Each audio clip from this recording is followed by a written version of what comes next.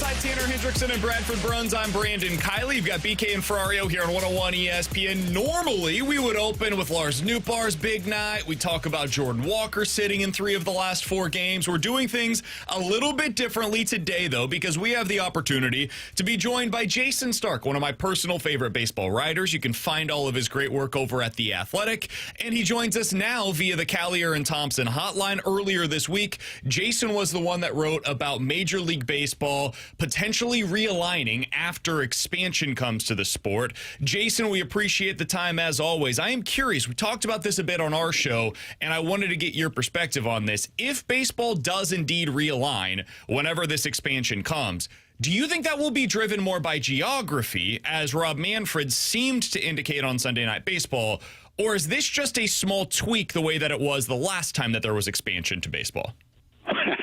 Well, how it actually shakes out is really hard to answer because it's not definite that any of this happens. So just keep that in mind, right? But if it does, it'll be driven not just by geography, but by a lot of stuff. Math is going on here because it obviously doesn't make sense to have 2 leagues of 15 teams, which is an odd number. 16 makes way more sense. Money is also going on in every possible way. You'd have expansion fees. I would think that would make owners happy. You'd have more jobs. You'd theoretically have easier travel, or at least Rob said that anyway. And that's a carrot to dangle in front of players in labor talks. And if you had a regional schedule, it would be more TV friendly. Especially, again, as Rob said, if you have a postseason where the teams in the West start out playing each other and the teams in the eastern half of the country do too. Don't ask me where St. Louis would fit. I can't answer that one yet. I messed around with geographical realignment for years, and St. Louis and Kansas City might be the 2 hardest teams to place in a division. And Jayson, with them potentially realigning and expansion, do you think that they would expand the playoffs? And what do you think the consequences could potentially if they decide to go to 7 or 8 teams in a playoff field? Well, I mean, when you listen to Rob talk about this the other night, didn't it sound like the NBA model? If you think of the way the NBA does everything, I think that's a window into what Rob is dreaming on. Rob's a big fan of Adam Silver. I don't know that that's exactly what happens, but here's the thing. I wrote it this week about the schedule, which if you went to 32 teams, 8 divisions of 4 teams, I think is likely to shrink to 156 or 154. And if you shrink the schedule and you take away 3 or 4 home dates from every team, what are owners going to say? How are you going to make up that money? Well, here's a way to make it up. Go with 16 playoff teams. Then you've got twice as much postseason inventory in the same amount of days that we have now, or maybe 1 more. And so their feeling is they can make money off that. I'm not sure who's going to wind up buying it, but I always start by following the money. Jayson, when you think about that, and we're talking to Jayson Stark here on BK and Ferrario, appreciate his time as always. When you think about that, I was worried when they expanded last time around that teams would just aim for the middle. You get to 86 wins, 88 wins, you get into the playoffs, and we've seen the playoffs can be a crapshoot. When you get in, anything can happen. Do you have any fear, as somebody that loves this game as much as anybody that I've ever come across, do you have any fear that going to 8 teams per league in the playoffs could result in exactly that, where teams start to aim towards that 6th to 8th spot in the postseason? Yeah, of course, because, if you think about the current structure, we have these buys that we dangle in front of teams to keep playing to the finish. And how has the buy thing worked out? These teams that have the buys have not fared that well. So you would take care of that problem. But if you allow mediocre teams into the baseball postseason, it's different from the other sports. Maybe not so much hockey, because hockey's a little more randomized too, but a bad team can win a series against a good team so much more easily in our sport. look at the Pirates, right? The Pirates they got swept by the White Sox a few weeks ago and then turned around and swept the Tigers. Baseball's weird. And I think if you look back at the history of labor talks about this very topic, why has the union resisted saying, yeah, more playoff spots is good for us? They've resisted for this very reason. If you can be mediocre and get in, is there the same incentive to pay players, difference-making players, the money that the union thinks they deserve? So there's a lot of different permutations to this, for sure. Jayson, if and when baseball does potentially get to this, and Rob Manfred's the one that's been the first to kind of throw this out here about the realignment and the expansion of the playoffs, how would that impact his legacy as the commissioner of Major League Baseball? Rob thinks about that. You know he does. A lot depends, I think, on what happens between now and then. Is there going to be labor Armageddon? Is there going to be a long work stoppage? Are they going to blow up a season, maybe multiple seasons, trying to get a salary cap? Those things hang over Rob's legacy more than this does. But my rule of thumb is everything that happens while you're commissioner, good and bad, goes on your permanent record. And, if Rob can look back and say these dramatic changes in our sport that made our sport better happened on my watch, then he can brag about that. I guess the question is, are we all convinced this would make the sport better? Let me just ask you guys, would you be comfortable living in a world with no American League and National League as we've known it? So I am not a baseball traditionalist, Jayson, and now that the rules are the same, and I think in general baseball's rivalries are not maybe what they once were, as long as they keep like Cardinals and Cubs together and Yankees and Red Sox together and Giants and Dodgers together, like those historical rivalries that do still matter in those respective markets, I'm good with this. I don't have necessarily a problem with them basically going away with AL and NL, but I don't think I represent your casual baseball fan. I think a lot of people that have been following the sport for 30, 40, 50 years would have huge resentment to a move like this, just as they did with the DH rules and so many other changes that have taken place. Yeah, Brandon, you said that well. Look, I'm not a traditionalist either. I'm a big fan of these changes that they've made that I think have made the sport better and more entertaining, and there's more on the way. And I'm a big fan of changing the sport to make it better every possible way. I just think here's the worry. It's one thing to blur the lines between the American League and the National League. It's another thing to blow up those lines, because what makes baseball different from the other sports is its history and the way you can connect the dots between today and yesterday. And this isn't just some little trivial part of that history. We're talking about the structure of your sport as we've known it for 125 seasons. And so, me personally, I'd be careful if I were Rob. I don't know that I'd go plowing into this headlong. I would look to see if there's some common ground that allows you to keep the American League and the National League kind of like what we've known it. You have to do some shifting.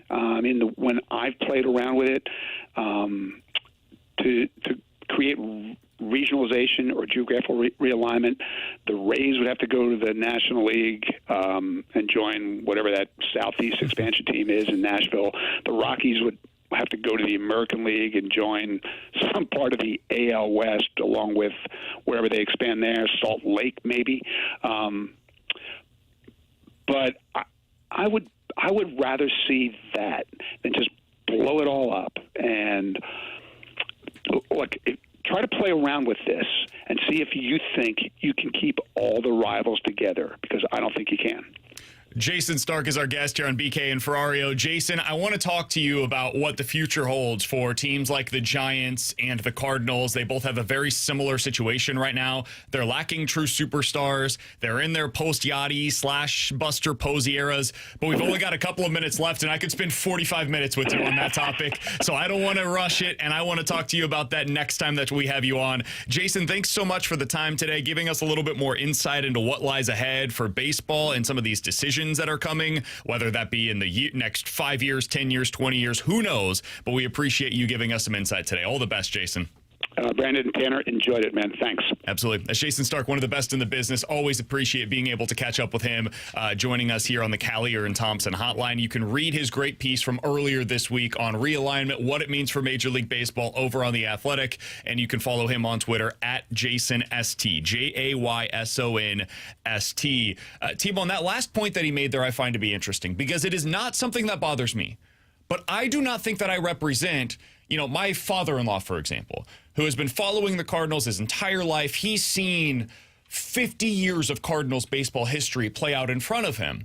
And for him, the National League versus the American League, like what this division represents, all of that, the history of this specific league, it matters. And it means something different than what it does for me as a fan who grew up in Kansas City when the team was dog crap for 20 years. Like that, it just doesn't hold the same amount of value for me as it does for many, especially in this market, who grew up watching all-time greats literally playing out history on the baseball field in the National League, which held some value.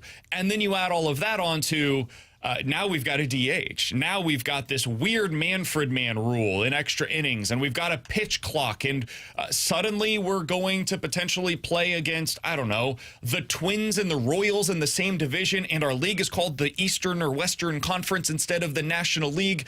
That's a lot of change to take place over a decade span. I do think there would be pushback to that, and even if I believe that it's best for the sport moving forward, I'm not sure that will be the prevailing thought among a lot of baseball fans who skew older just based upon the way that the sport works. Yeah, I find it interesting because though Rob Manfred talks a good game of wanting to be a traditionalist, and I think he's even called himself that, you think to the moves that he has made, and he has gone against what the traditionalists would like adding the DH to the National League, the Manfred rule, to your point, the pitch clock, moving games, by the way, to exclusively to streaming services like Apple TV. And now, based on what the reports are, it sounds like they're going to be all over the place with their broadcasting rights from their national TV packages. I don't think Manfred really cares about the balance. I think he is more worried that, look, he will respect and enjoy that they do have a traditional audience that has loved baseball since they were kids and from the dating back to the 80s, 70s, 60s, however old you may be.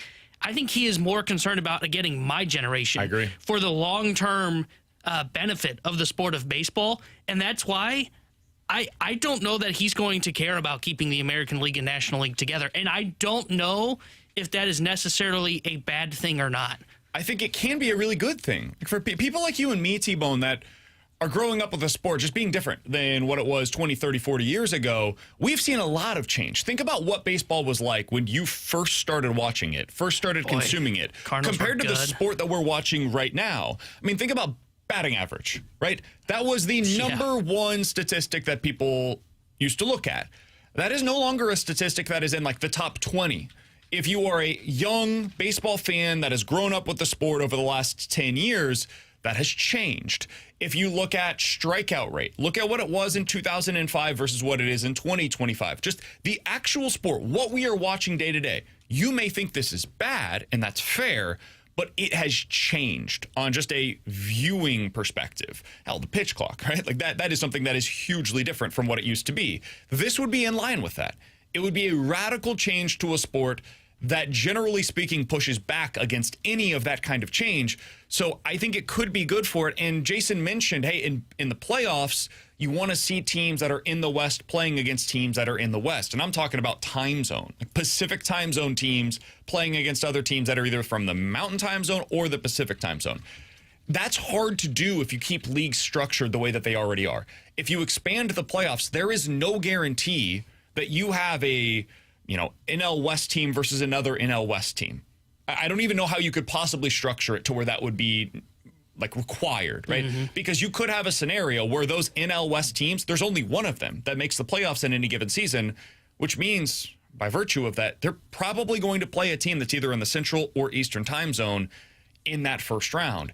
If you structured it to where you have a Western Conference, so to speak, or Western League, whatever you want to call it, there would be almost a guarantee that you could put it to where those teams would play against one another in that first round. You may not care about that. I promise you TV executives do. And when they are the ones that are paying for the full freight of these costs, that's ultimately what matters to Major League Baseball. And Rob Manfred definitely cares about that, because that, as Jason said, is how you follow the money. So there's a ton of decisions to come with here. I think the first part of it is expansion. That's step one. And then you get into this realignment, and that allows you to start thinking about the structure of the schedule. And then you get into the postseason, because the postseason and the actual schedule are tied. If you take a few games away, you need to increase the amount of money that you're making revenue-wise to share among those clubs with the postseason revenue.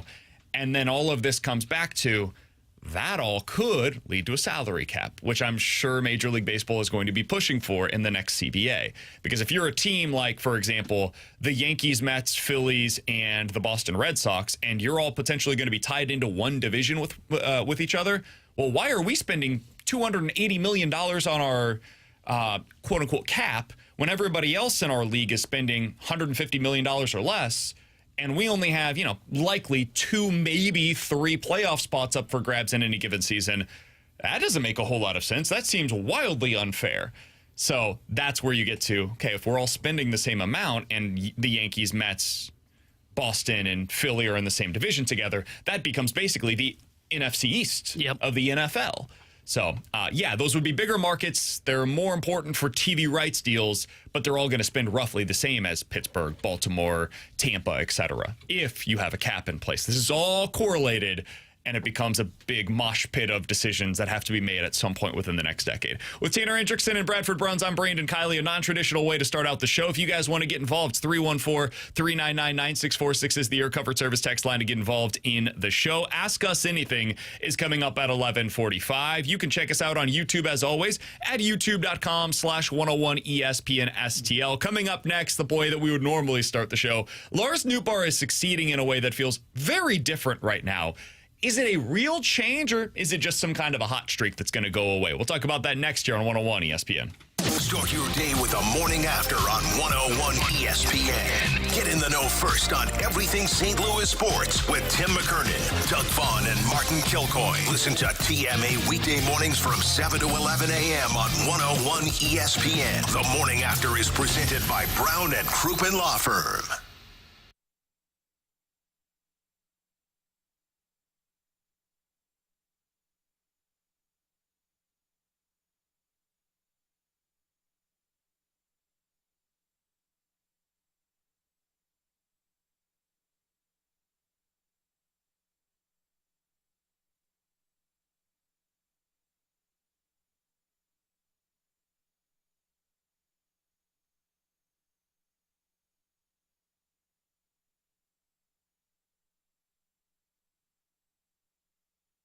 Your home sold guaranteed, or I'll buy it. Hi, I'm Gloria Liu, broker owner at Your Home Sold Guaranteed Realty. And for over 20 years, I've been getting my home sellers the most money for their home and selling faster than the average agent. So when you're ready to sell your home or have questions, call me. For years now, I've been telling you about my friend and trusted realtor Gloria Liu and why you should call. Hey, Jamie Rivers here. Gloria has solutions and programs for every seller because she understands that every situation is different. Call Gloria and get your free instant home valuation. Choose from multiple cash offers or sell with certainty this summer, and Gloria will guarantee upfront and in writing to sell your home at 100% of the market value, or she will pay the difference. The St. Louis market is shifting, and now is a great time to call and get to know Gloria Liu like I have. Call 314-325-6888. That's 314-325-6888. Or you can always visit GloriaHasTheBuyers.com. Again, that's GloriaHasTheBuyers.com. Gloria and the seller must agree upon sales price and possession date.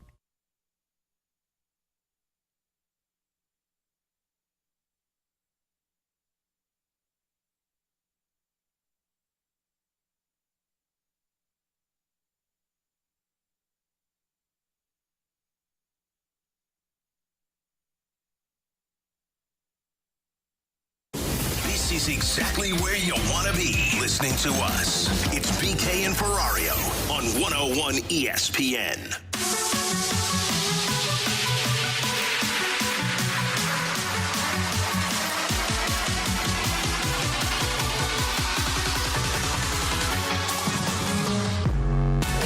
Hendrickson and Bradford Bruns. I'm Brandon Kiley. Lars Nootbaar had another really impressive game last night. And T-Bone, he's going about this a little differently than he typically does. Last night was a prototypical Lars Nootbaar game. 2 hits. One was the double, or excuse me, the double last night. Yeah, double last night, and then a couple of walks as well. That's Lars Nootbaar to a T. When he's right, that's what it's supposed to look like. But prior to last night, he was going about it very differently. He was getting on base 32% of the time, which is a much lower number than you would typically expect out of him.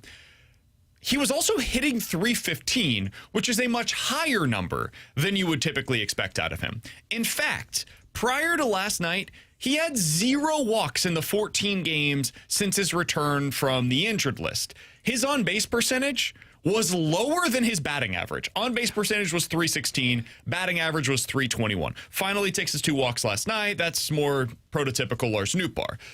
T-Bone, I looked up his pitch heat chart since his return from the injured list and then compared that to what it was prior to going on the IL. It's very clear teams are approaching him differently. And I don't know why they're doing that, because obviously what they were doing prior to the IL was working. But there seems to be some kind of an adjustment that's taking place right now with Lars Nootbaar. They were going low and away against him the way that they used to against Jordan Walker. Like, some of the same issues for Noot were happening with him because he was chasing it. He would just weakly ground out, and he's trying to pull everything despite the pitch being low and away. Well, you're not going to be able to do anything with that. The way that you can pull stuff is if it's coming inside and you turn on it, right? Well, lately, they're coming low and in against Lars Nootbaar.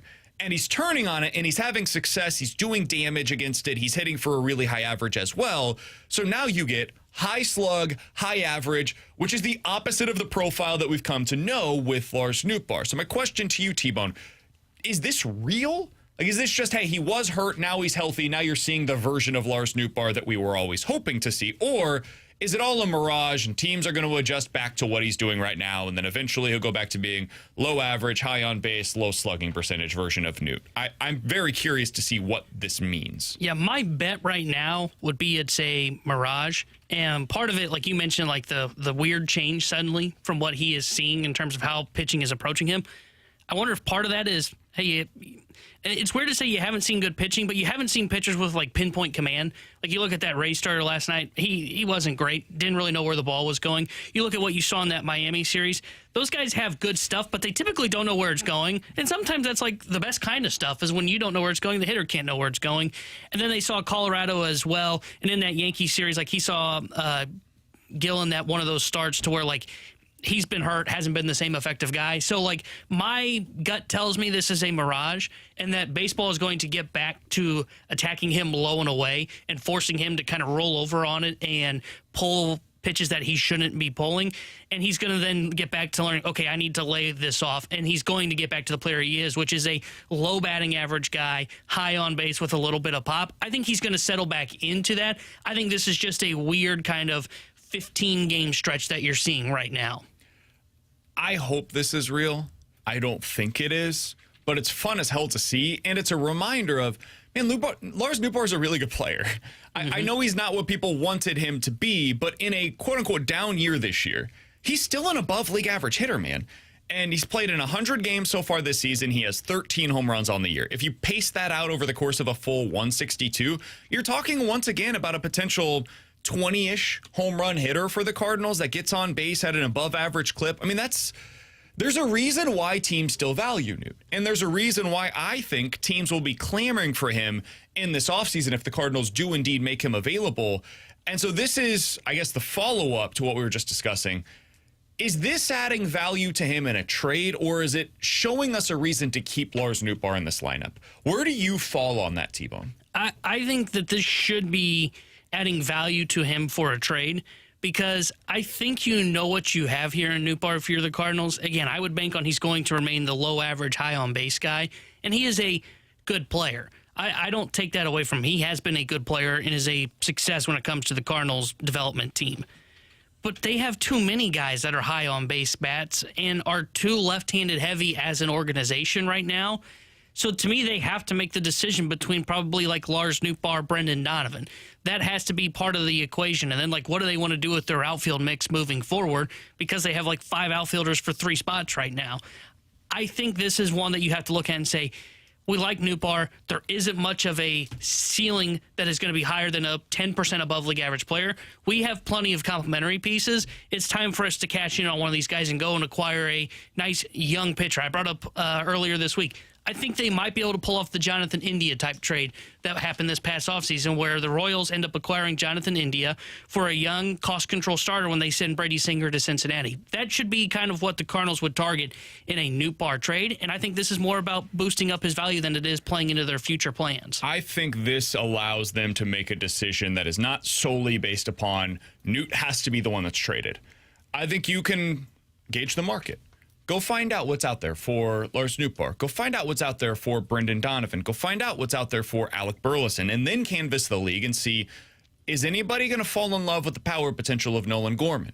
I personally, as I mentioned earlier this week or last, I think Nolan Gorman's profile is the most different of the 4. It's clear power potential, and it's something that you desperately lack in the rest of your lineup. You need a diversity of skill sets, and he provides that, even if it is a frustrating skill set to build around. Donnie, Newt, and Burleson are more similar. Burleson has the high batting average, but a lower on base percentage because he doesn't walk a whole lot. The contact is there. Donnie and Newt are very similar. I think this offseason you kind of have to choose between one of Donovan or Nootbaar. Agreed. And then I think you probably have to choose one of Burleson or Gorman. You need to filter through some of these left-handed bats because the likelihood is you eliminate 2 of those, you add in JJ this offseason as well, you still have 3 left-handed bats that get on base at a pretty good clip and are mostly an all-around performer for you. That's more than enough. That is a good group of lefties to build around for the foreseeable future. So I think you need to trade 2 of those 4 this offseason that I just mentioned. I don't think you have to be locked in to any one of them. I think Nootbaar has value to you or to somebody else. And if this is the reason that they keep him over Brendan Donovan, I think that's okay. I don't think you have to be locked in on any one of these guys or any 2 of these guys to keep for the long term. I would agree with that. Do you think it has to be one outfielder, one infielder? Like you mentioned the possibility of choosing between Nootbaar and Donovan. So let's say they choose Donovan for he carries more value, as you're bringing up there. And then it's Gorman versus Burleson, and they say Gorman. Now your infield is, what, around the horn? Arenado at third, Wynn, Weatherholt, I think it depends Contreras. on Arenado. That's a big part of this. But because I think you almost have to go one infielder, and then one outfielder would be my thing. I don't feel that way at all. And the reason why is because Donnie can play the outfield, Noop can play the outfield, Burleson can play the outfield, Gorman can play second, third, or DH. And I think he could probably fill in at first if you really needed him to in the post-Wilson Contreras era. So I don't think you have to choose one and one. I think just choose the 2 that you want to trade and then figure it out from there. Build the rest of the roster accordingly. And I think that you've got enough versatility with Thomas Ajacey, with Ivan Herrera, with Jordan Walker, with J.J. Weatherholt, who could play second, short, or third. I think you have enough guys that can play all across the diamond. And it's not just like can play there, but can be adequate or better defenders at any of those respective positions. That doesn't really come to mind for me. It, to me, is more about what's the value I get in return than it is who do I need to play where on this roster. Who am I building around? Who do I want to keep long-term, and what are other teams valuing? It's a big puzzle that Chaim Bloom has to be able to fill out going into this offseason. Alongside Tanner Hendrickson and Bradford Bruns, I'm Brandon Kiley. Speaking of puzzles that people have to figure out, the SEC is now going to have 9 regular season games against this conference. There will be 3 permanent rivals for each team within the conference. Who should that be for the University of Missouri? We'll talk about it next year on BK and Ferrario. 101 ESPN is powered by Kaufman Townsley St. Louis's injury lawyers. Call 314-500-5000.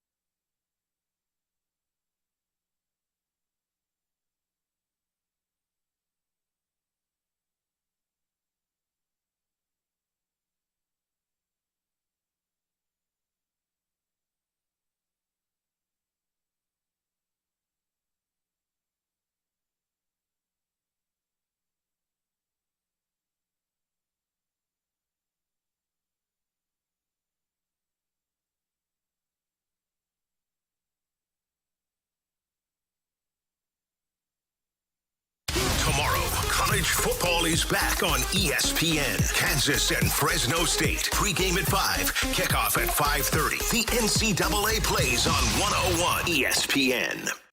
101 ESPN Sports Center.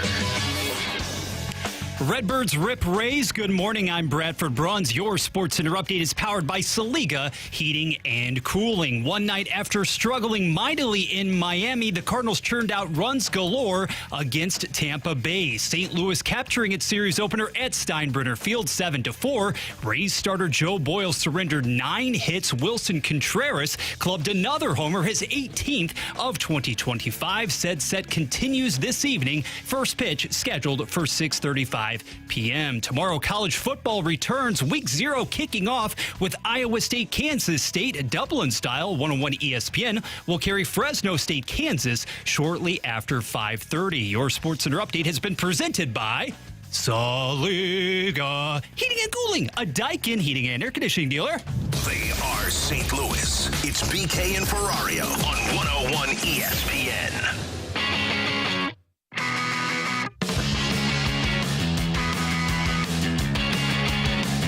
Alongside T-Bone and Bradford on BK, there was a big announcement yesterday in college football as the SEC has announced that it will be moving to a 9-game conference slate. First of all, good for all of us.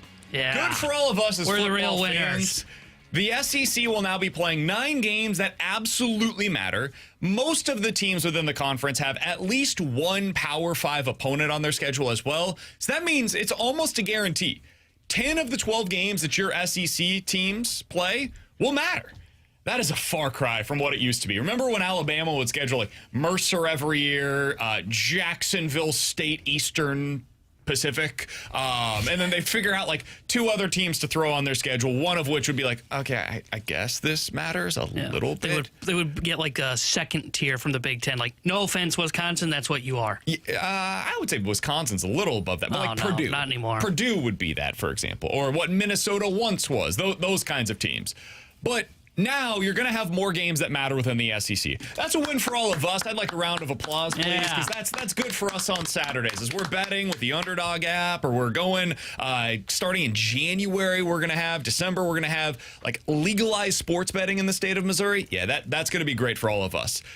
T-Bone, what I am curious about, though, is who Missouri's 3 permanent rivalries will be, because this is a part of the new announcement.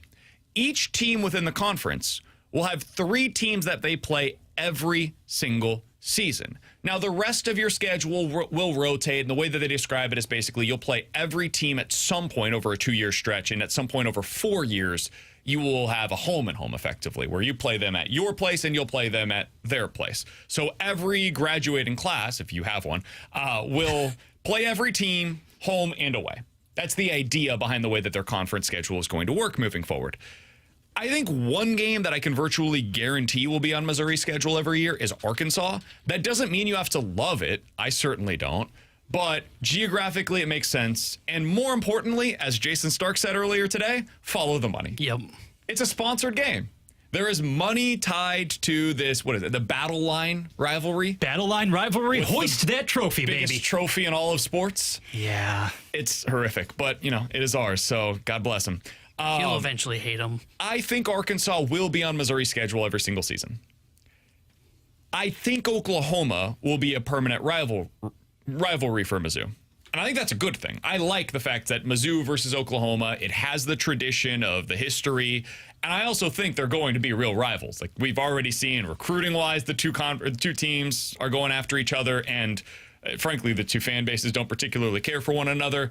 I also, as a Missouri fan, like the idea of Oklahoma being on my schedule every season because I think Oklahoma could go the way of Nebraska, where it once was a power, and now you look at it, you're like, why was Oklahoma a power again?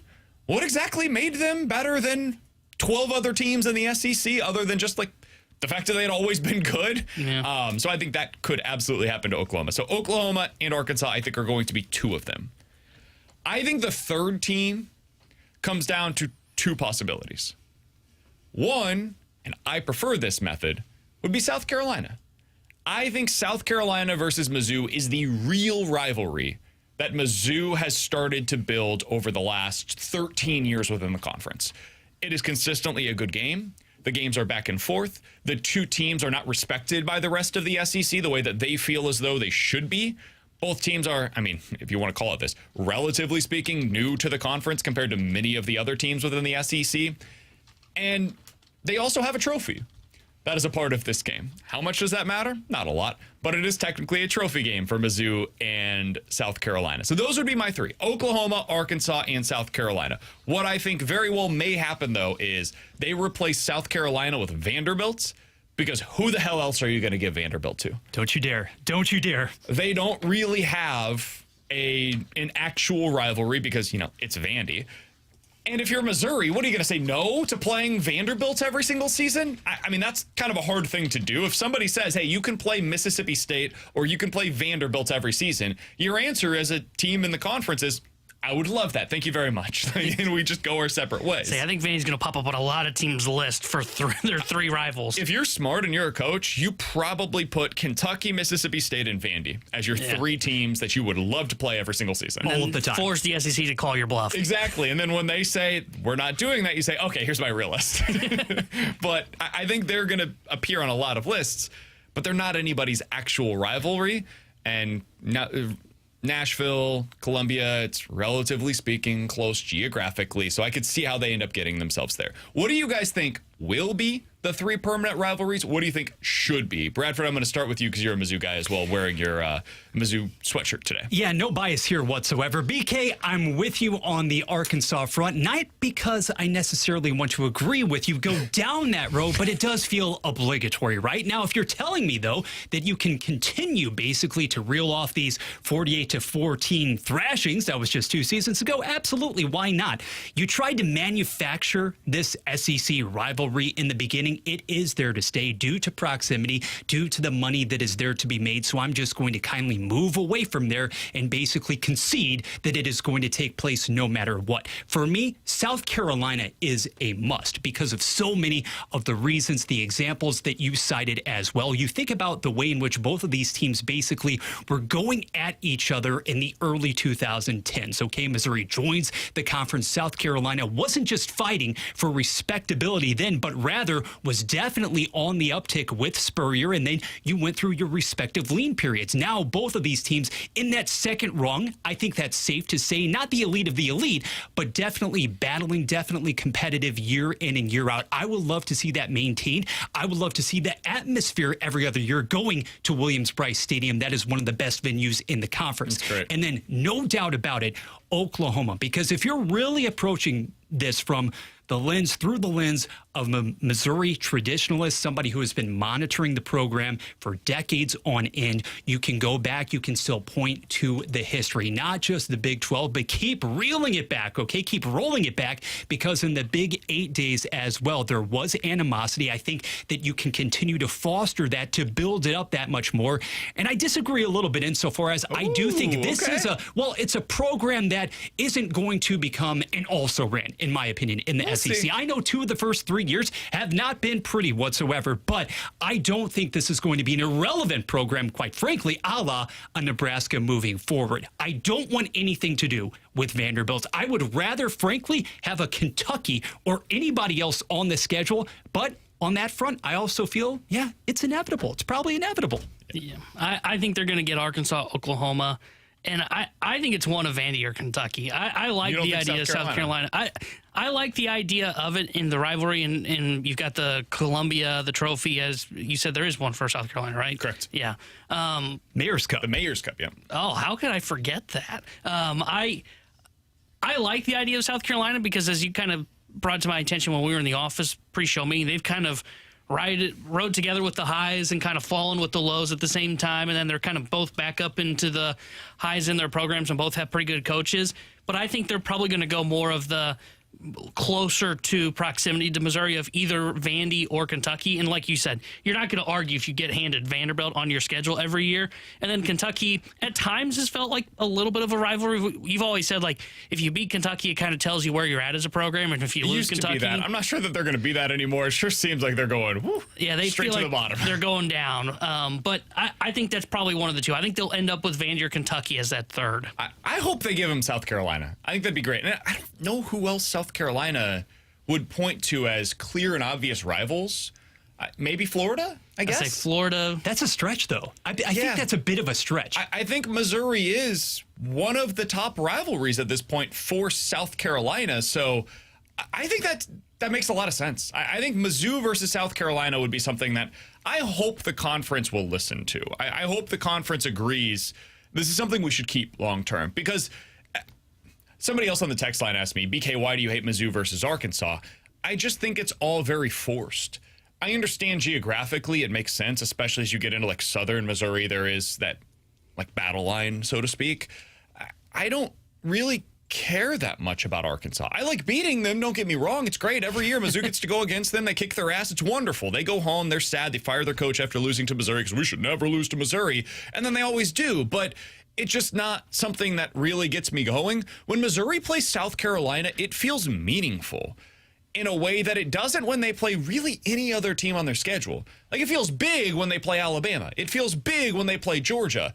South Carolina just feels like, all right, we're playing a peer program. They got to win this one. This one matters. It tells you where Missouri is going to fall in the standings. And it has also been interesting to me to watch the rise and the fall, the ebbs and the flows of both of these teams within the conference. When Missouri was good in the mid-2010s, when they first got to the SEC, that was kind of the prime Steve Spurrier years, where they were both battling to potentially win the SEC East. Florida was down, Tennessee was down, Georgia was a little down at the time relative to what they are now. And so Missouri and South Carolina were battling for supremacy. Which team could potentially go to the SEC championship game? And Missouri was able to win that out a couple of times. And the lost game head-to-head was the first game I'd ever gone to with my now wife, then girlfriend. I told her he's going to miss this kick. He missed the kick. Post, it was a whole thing. But they ended up going to the SEC championship. All is fine. And I got married later on. She's wonderful. Now we have a kid. His name's Luca. So those games really matter early on, and then both teams kind of went into the crapper, and both teams have since risen back up the ranks. I hope they keep that. That is the one game, along with Oklahoma, that I really care about, and it's not just this corporate nonsense that they've done with Mizzou versus Arkansas. Because it's so key here. Mizzou, South Carolina, that is a rivalry now born out of competitiveness. And in this day and age, especially in this conference, if you don't have that long-standing tradition, if you haven't been entrenched in the league for years on end, it has to come as a result of head-to-head success. Somebody on the text line said, I have family in South Carolina. I was there less than a year ago. They simply couldn't care less about Mizzou. They care about Clemson and Georgia. Totally get that. Georgia, okay, keep them as a rival if they want to use that as a rival for South Carolina. Clemson's a non-con game, so that doesn't play into any of this. They still need two other permanent rivals. I think Missouri, if you're going to go, they don't care about Mizzou, cool. Who do they care about then? What are the teams that South Carolina fans look at and say, we don't just want to beat them for the standings. We want to beat them because this game matters to us on a deeper, more meaningful level. I think South Carolina and Mizzou have outperformed expectations, and both of them are still viewed as the little brothers in the conference. So there is something to that allows you to kind of look at each other and say, we're going to beat up on our peer program. That's part of what plays into it for me. So I hope it's Oklahoma. I think it's going to be Arkansas, and I would go with South Carolina. My fear is it becomes Oklahoma, Arkansas, and Vandy. And all things considered, you could do a hell of a lot worse than that if you have to have somebody that you play on a year-to-year basis. I think this is going to be good for Mizzou long-term. With T-Bone and Bradford, I'm BK. 314-399-9646 is the Air Comfort Service text line to get involved in the show. Later on, we'll get Bradford's College Football Corner. But next, ask us anything sports or otherwise here on 101 ESPN. You can now watch 101 ESPN live on our Air Alliance team studio cams. Catch every show live on our YouTube channel or at 101ESPN.com. 101 ESPN studio cams. Presented by the Air Alliance team heating and cooling. Getting the job done quickly, correctly, 100% of the time.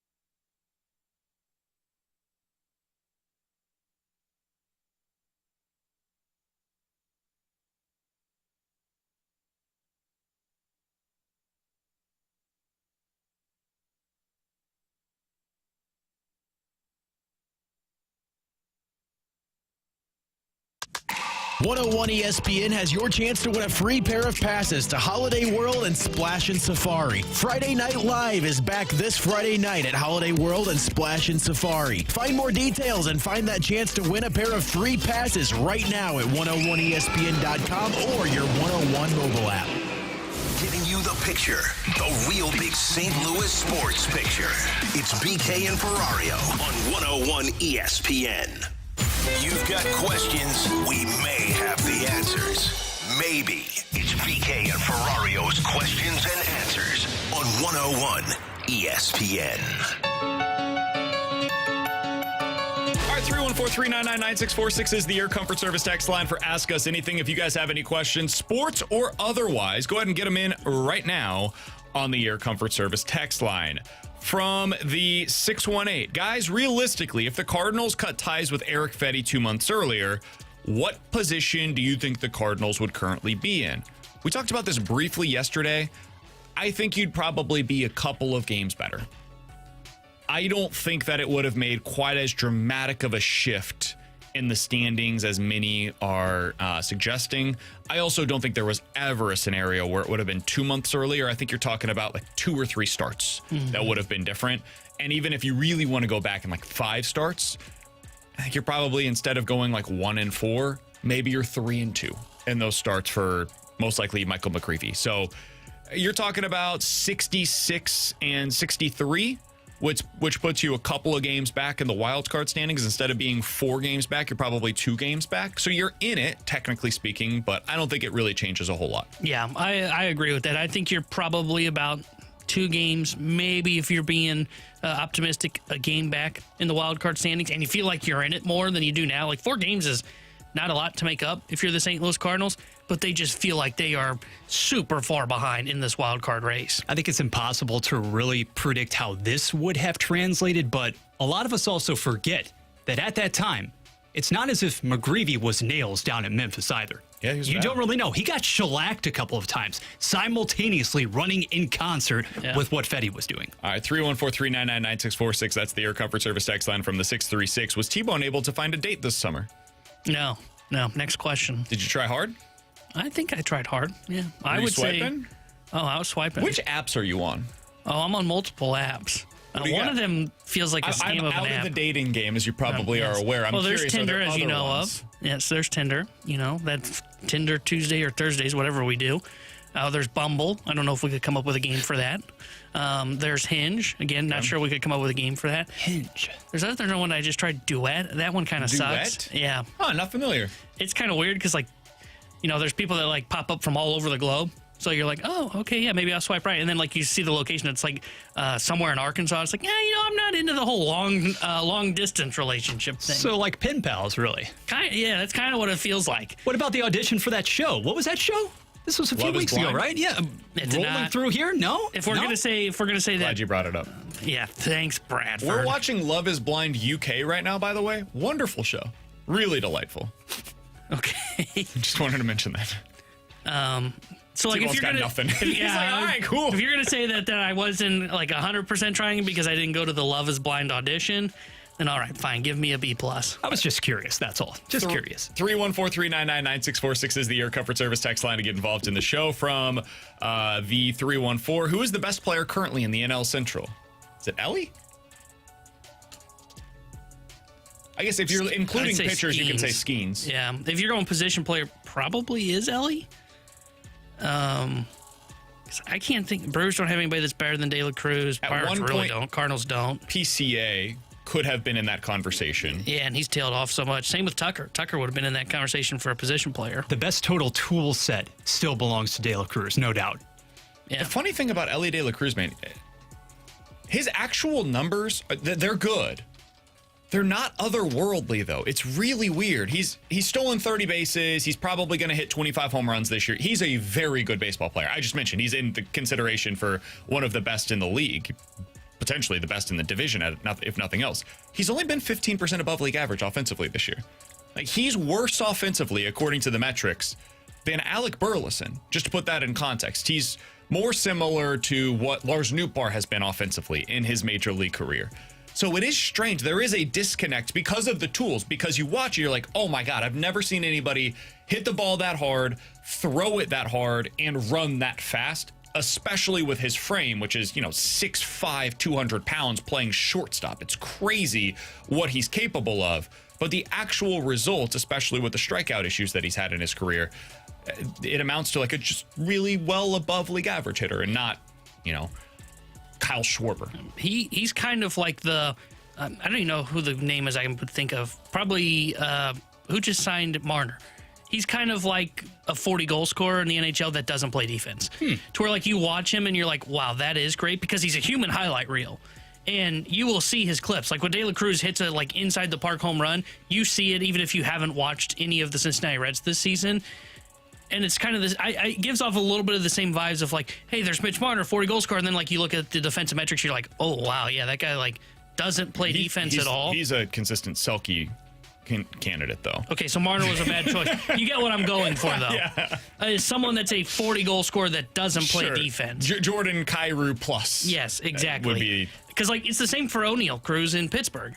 Like everybody seems to think O'Neal Cruz is like this great baseball player, and he does lead Major League Baseball in steals at 34. He's hit 18 home runs, and man, when he hits those home runs, they go far. He's 5% below league average, and he hits 207. But people watch his highlights on Instagram or on Twitter and go, wow, I really love that player. That exit velo, baby. Exactly. 314-399-9646 is the air really comfort. A Selke guy? Yeah, man. Who was I thinking of? Because you saw him in the playoffs get dog walked, and you were like, bad defensive play. I don't know. I wasn't going to say anything, but then we got a bunch of texts in. I was like, okay, we can probably go ahead and mention this. I'm at a text line. Ovechkin, better comp. As Panger said, he's a one-trick pony. 314-399-9646 is the Air Comfort Service text line. From the 314, guys, what are your plans going into the weekend? Tonight, it'll be a guys' night for me and Luca. Kara goes over to the Muni on Fridays throughout the summer. It's the last one of the summer. She's very excited for that. We will probably be heading to one of our favorite breweries in St. Charles. We go to Good News most Friday nights. Great patio, good area indoors for Luca to be able to hang out and kind of move around. So it's a good beer. Spot to, exactly. I get quick, good food. They've got the sourdough crust for the wood-fired really pizza. Good. Yeah, it's a good spot. So we'll go over there tonight, and then tomorrow we're doing some kind of a grill out with some of Kara's friends next to a pool, and then Sunday hanging out with our family. So nothing too crazy. I'm going boating this weekend. Nice. I'm going to get out on the lake and go float around, drink some cold beer, and enjoy my Saturday. Sunday is going to be blissful. I have no idea what we are doing. I don't even care. Relaxation is in order, no doubt. Tomorrow, though, hey, rivalry renewed right here on 101 ESPN. Yankees, Red Sox, Fresno State, Kansas. Okay. Your boy's going to be tuned in. Hey, it's going to be wonderful. You should tune in right here on 101 ESPN tomorrow starting at 11:30. From the 636, if you had a choice of what time slot in the day to have your radio program, what would it be? I love middays. It's great for schedule. Like, we get in at a reasonable time. Typically, I'm in like 9:30-ish. Take Luca to daycare at 9, get in here by 9:30, and then I'm out of the office by 2:30. Now, I'm doing a ton of work once I get home, but I'm able to get out of the office at a reasonable time. It allows for a lot of flexibility. Now that I have a kid, though, I would love to do mornings. Mornings would be great because I would be able to, in that scenario, to be off the air by 11 o'clock, or if you're one of the people on the morning show, off by 10, God bless him. So I would like to do mornings eventually. That would be ideal, just time-wise. I always used to want to do afternoons, and then I had a kid, and now that would be worst-case scenario timing-wise. I mean, you make it work because it's, mornings and afternoons is where the money's at, frankly. But yeah, in an ideal world, mornings. Yeah, I would do afternoons, but I don't have a kid. So, if I had a kid, there's a big chance that would change. I did mornings for a stretch. I am not a morning person, so I did not miss getting up at, 4 a.m.? 4 a.m., and I'm here by 5, and at the time we didn't even have a audio person, so I was cutting audio then too. So yeah, I would say the afternoon 2 to 6 shift. What is ideal, pray tell? You guys know I bounce all over the map. There is no preference. You just put that head down and you grind through it. Tanner, I think you forgot Grinder, by the way. No, Speaking I of which, not. I'm not sure you know what that is, but I did not forget. Philip Seymour Doffman says Martin taking shrapnel. I promise you that was not a shot.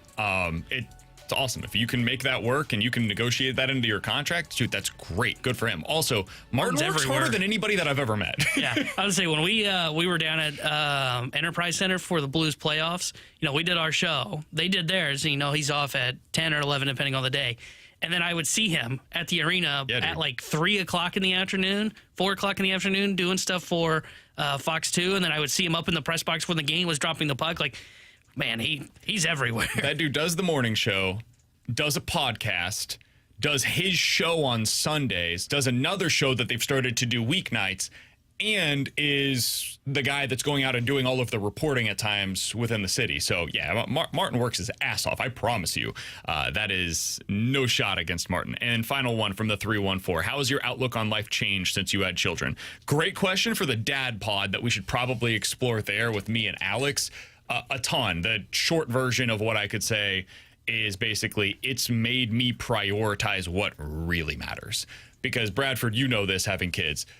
The time that you used to have, you no longer have. And so now you have to decide, was that something that I need to do or something that I want to do? It's also about financial decisions. Like, do I need that or do I want that? Because, the money that I used to have that was extra left over is now going towards daycare or diapers or buying stuff for Luca. So most of the stuff that we are purchasing nowadays are for him, not for us. So yeah, a lot of it is about prioritizing time and money decisions compared to what it was previously. But I wouldn't have it any other way. It's the greatest gift in the world. Coming up in about 15 minutes, 314-399-9646 is the Air Comfort Service text line. We'll get into some NFL quick hitters, including a trade that just went down in the league that might affect your fantasy football season. We'll get into that in 15 minutes. But next, the Cardinals feel like they're forced to put Walker on the bench at this point. What does that mean, and why are they doing it? We'll discuss next here on 101 ESPN. We've got your chance to win a 4-pack of passes to Monster Jam. Saturday, September 20th at the Dome at America's Center. Get ready to cheer, scream, and be amazed as massive Monster Jam trucks and world champion drivers take over St. Louis for the ultimate day packed with high-flying action and jaw-dropping stunts. Get all the info and enter to win that free 4-pack of tickets for Monster Jam. Now at 101ESPN.com or on your 101 mobile app.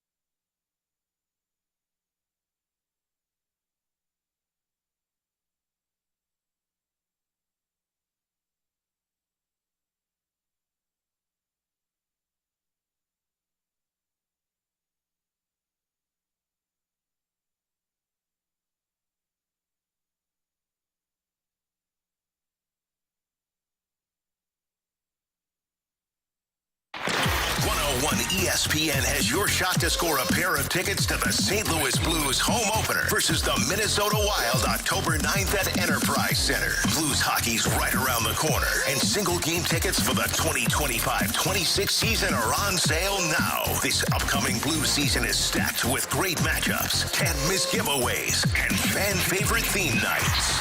Get more details and enter to win a pair of free tickets for the Blues home opener now at 101ESPN.com or on your 101 mobile app. WXOS HD1 East St. Louis 101 ESPN is driven by Brown and Crouppen Law Firm. We're right back to more of it. It's BK and Ferrario on 101 ESPN. All right, so Jordan Walker has not played in 3 of the last 4 games. It's not ideal in a runway season for one of the top highest upside players to be on the bench in 3 out of the last 4 games. We got an explanation yesterday. This is from Derek Gould's piece over in the St. Louis Post-Dispatch. Quote, starting Walker and keeping Nootbaar in the lineup often means playing Nootbaar in center, and the goal is to limit his opportunities in center because the workload could lead to injury. Again, that comes from Derek Gould's piece today in the St. Louis Post-Dispatch. T-Bone, I was told something similar yesterday from somebody within the Cardinals organization. Their fear is if they play Noot with regularity in center field, it could lead to injury. That's their fear. And so they don't view that as a realistic option, and that means the trickle-down effect of that decision is Nathan Church plays in center field every day, and now suddenly you've got in the corners Lars Nootbaar, Alec Burleson, Ivan Herrera as options, and yes, Jordan Walker as an option. That's just a lot of numbers for 2 spots in your lineup. So my belief is their plan is going to be, hey, Noot's going to play 2, maybe 3 times a week in center field. And on those days, you will see Jordan Walker in the lineup. And there will probably be 1, maybe 2 other days where they get an off day for Nootbaar or Burleson or Contreras or Gorman, whomever, and that allows them to get 1 or 2 other days during the week for Jordan Walker. My bet is you see 3 to 4 times per week the rest of the way for Walker in the lineup. Do I love that? No. Do I think the Cardinals love that? No. But that's the trickle-down effect of the decision of not having Lars Nootbaar start in center field every day. T-Bone, what do you make of this? What do you make of the decision that they feel as though they are forced to make by putting Jordan Walker on the bench roughly half the time the rest of this season? Yeah, I mean, I don't like it, and the Cardinals can say what they want that they feel they don't like it. They've got the solution. I think they're being overly cautious with Lars Nootbaar. I think it's too much to say, hey, he can't be in center field. Looking at his injury history and looking at, okay, are there injuries to where it is something that probably would be an issue when you get to center field? And most of them are not. He had an oblique injury in 2024. That was from swinging a bat. He had a rib issue this year. That's from swinging a bat. Now, he had the weird rib issue in training camp, or spring training, last year or 2 years ago, where he ran into a wall and cracked a rib. Well, he did that in a corner outfield spot, not in center field. I think if they truly believe that, hey, we need to get Jordan Walker at bats, then they have to just push Nootbaar into center field and just abandon the cautiousness of, hey, well, we're a little afraid of injuries here. Send him out there. I think you have to play him in center field if you really believe we need more at-bats for Jordan Walker, and it is crucial for us in the final month and a half, the final 30 games of this season, to see if we can get more improvement out of Jordan Walker. You can't sacrifice that because you're afraid of Lars Nootbaar's health of, hey, a guy that may not even be in our future, we're worried about getting him injured. I think they're overly cautious right now. They need to be pushing Nootbaar into center field and playing him more than Nathan Church in that spot, just so they can get the at-bats for Jordan Walker. Otherwise, they're not going to be able to do what they should be. There's got to be reason for this. They have to believe, and they have more information on this internally than we do on the outside, because they have numbers. We talked about this with Rob Serfolio. They have numbers on where they're at, right? They can see, all right, is this guy getting tired now? And you can see it based upon numbers that they're testing for with regularity. Where are you at right now on that scale, right? The rib and core issues that you're talking about, yes, they were due to a swing. Was that also due to him overcompensating or getting tired, overuse, whatever it may be, because that could be related to his workload. And it shows up with a swing, right? But that doesn't necessarily mean that's the only time that he had overuse. It could have been, hey, I'm tired. Swinging the bat is the only thing really that an outfielder would do at full capacity. And so it shows up there, even if the actual, the reason why it happened was he was in the outfield and he felt tired and worn down, whatever it may be. So if they see it that way, all right, it's hard for me to argue with them. I generally agree with you, T-Bone. From the outside looking in, having limited information, it feels like the answer here is, well, try it. Try it first and then find out. Can he play in center field every day?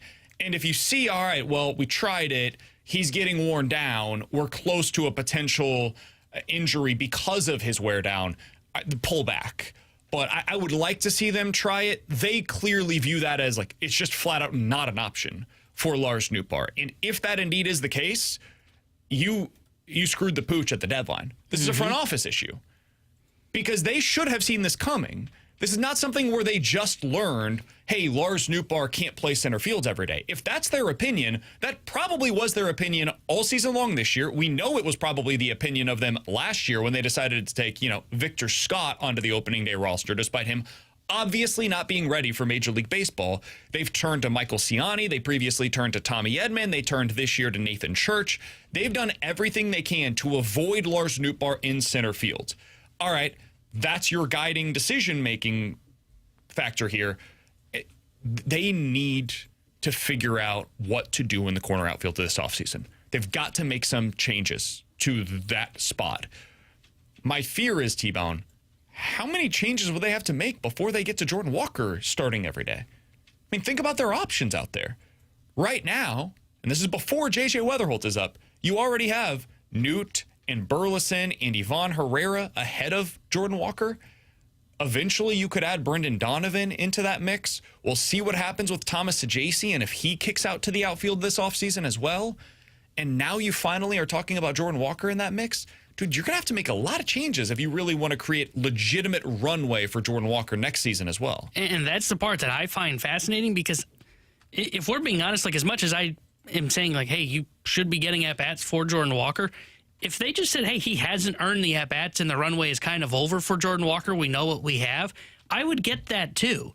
And I could get how they get to a spot this offseason and say, hey, it is not about trading pieces away to create runway for Jordan Walker.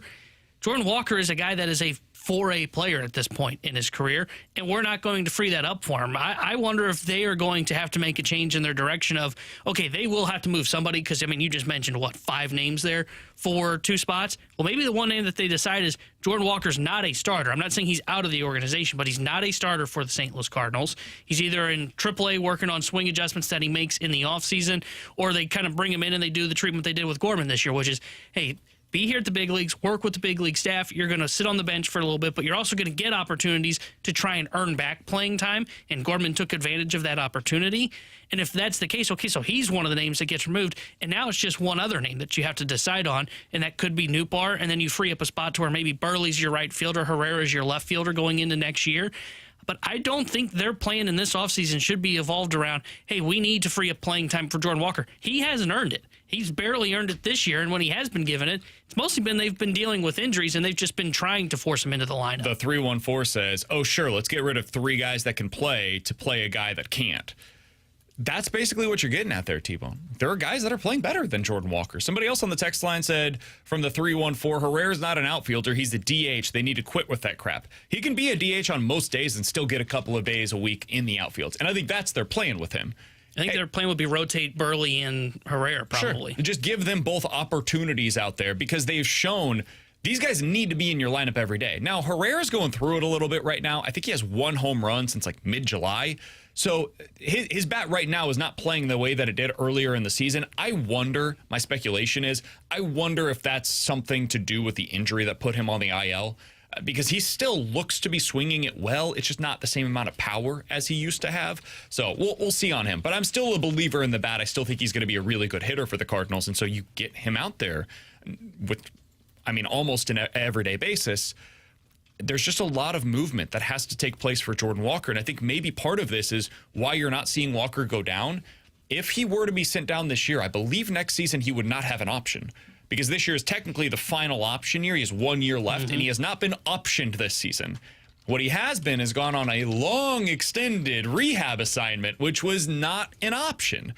So next year, if they keep that option for him, he would be able to go down to AAA at any point in time, and that would be his final option year. I wonder if they do with him kind of similar to what they did, if I remember correctly, with Dylan Carlson, or Paul DeYoung did this as well, where maybe they just say, hey, go down to AAA. When you're right, we'll call you up, and that's when you get the chance. That's at least in play. It has to be for Jordan Walker next season, and I think that might be why you're seeing him right now not go down to AAA, because they want to keep that flexibility for 2026. It's also why I know there's a lot of questions. Why are you playing Lars Nootbaar if you know what he is and you need to get this opportunity for Walker? Because there's not an urgent need to figure out what Jordan Walker is. There is on Nootbaar. That's for the Cardinals if they want to keep him, and it's for the Cardinals to showcase him for other teams. How much does his value really change the rest of the way? I don't know, but it's not zero if Nootbaar continues to hit the way that he has over the last month or so since coming off of the IL. So I think that maybe plays into this as well. In 15 minutes, we'll talk about this with Brad Thompson, Cardinals analyst for FanDuel Sports Midwest. But next, there was a trade that just took place in the NFL that might impact your fantasy drafts this year. We'll tell you about it during NFL Quick Hitters here on BK and Ferrario. We want to hear from you. Use the Scott Lee Mic Drop feature on the 101 mobile app. Give us your opinion on anything St. Louis sports with a mic drop. Brought to you by the Scott Lee Heating Company.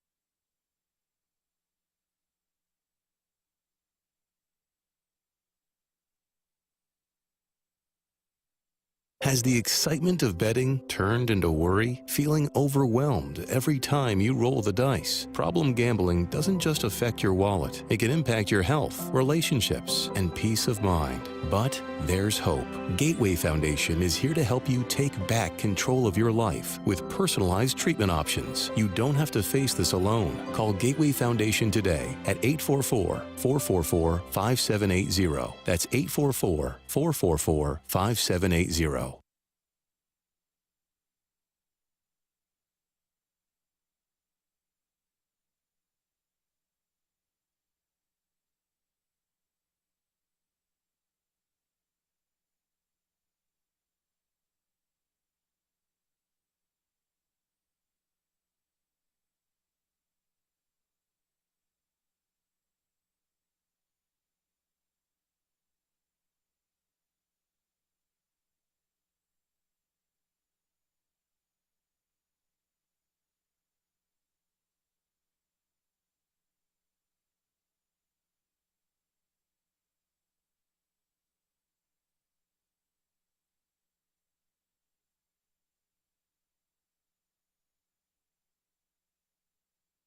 This is exactly where you want to be listening to us. It's BK and Ferrario on 101 ESPN.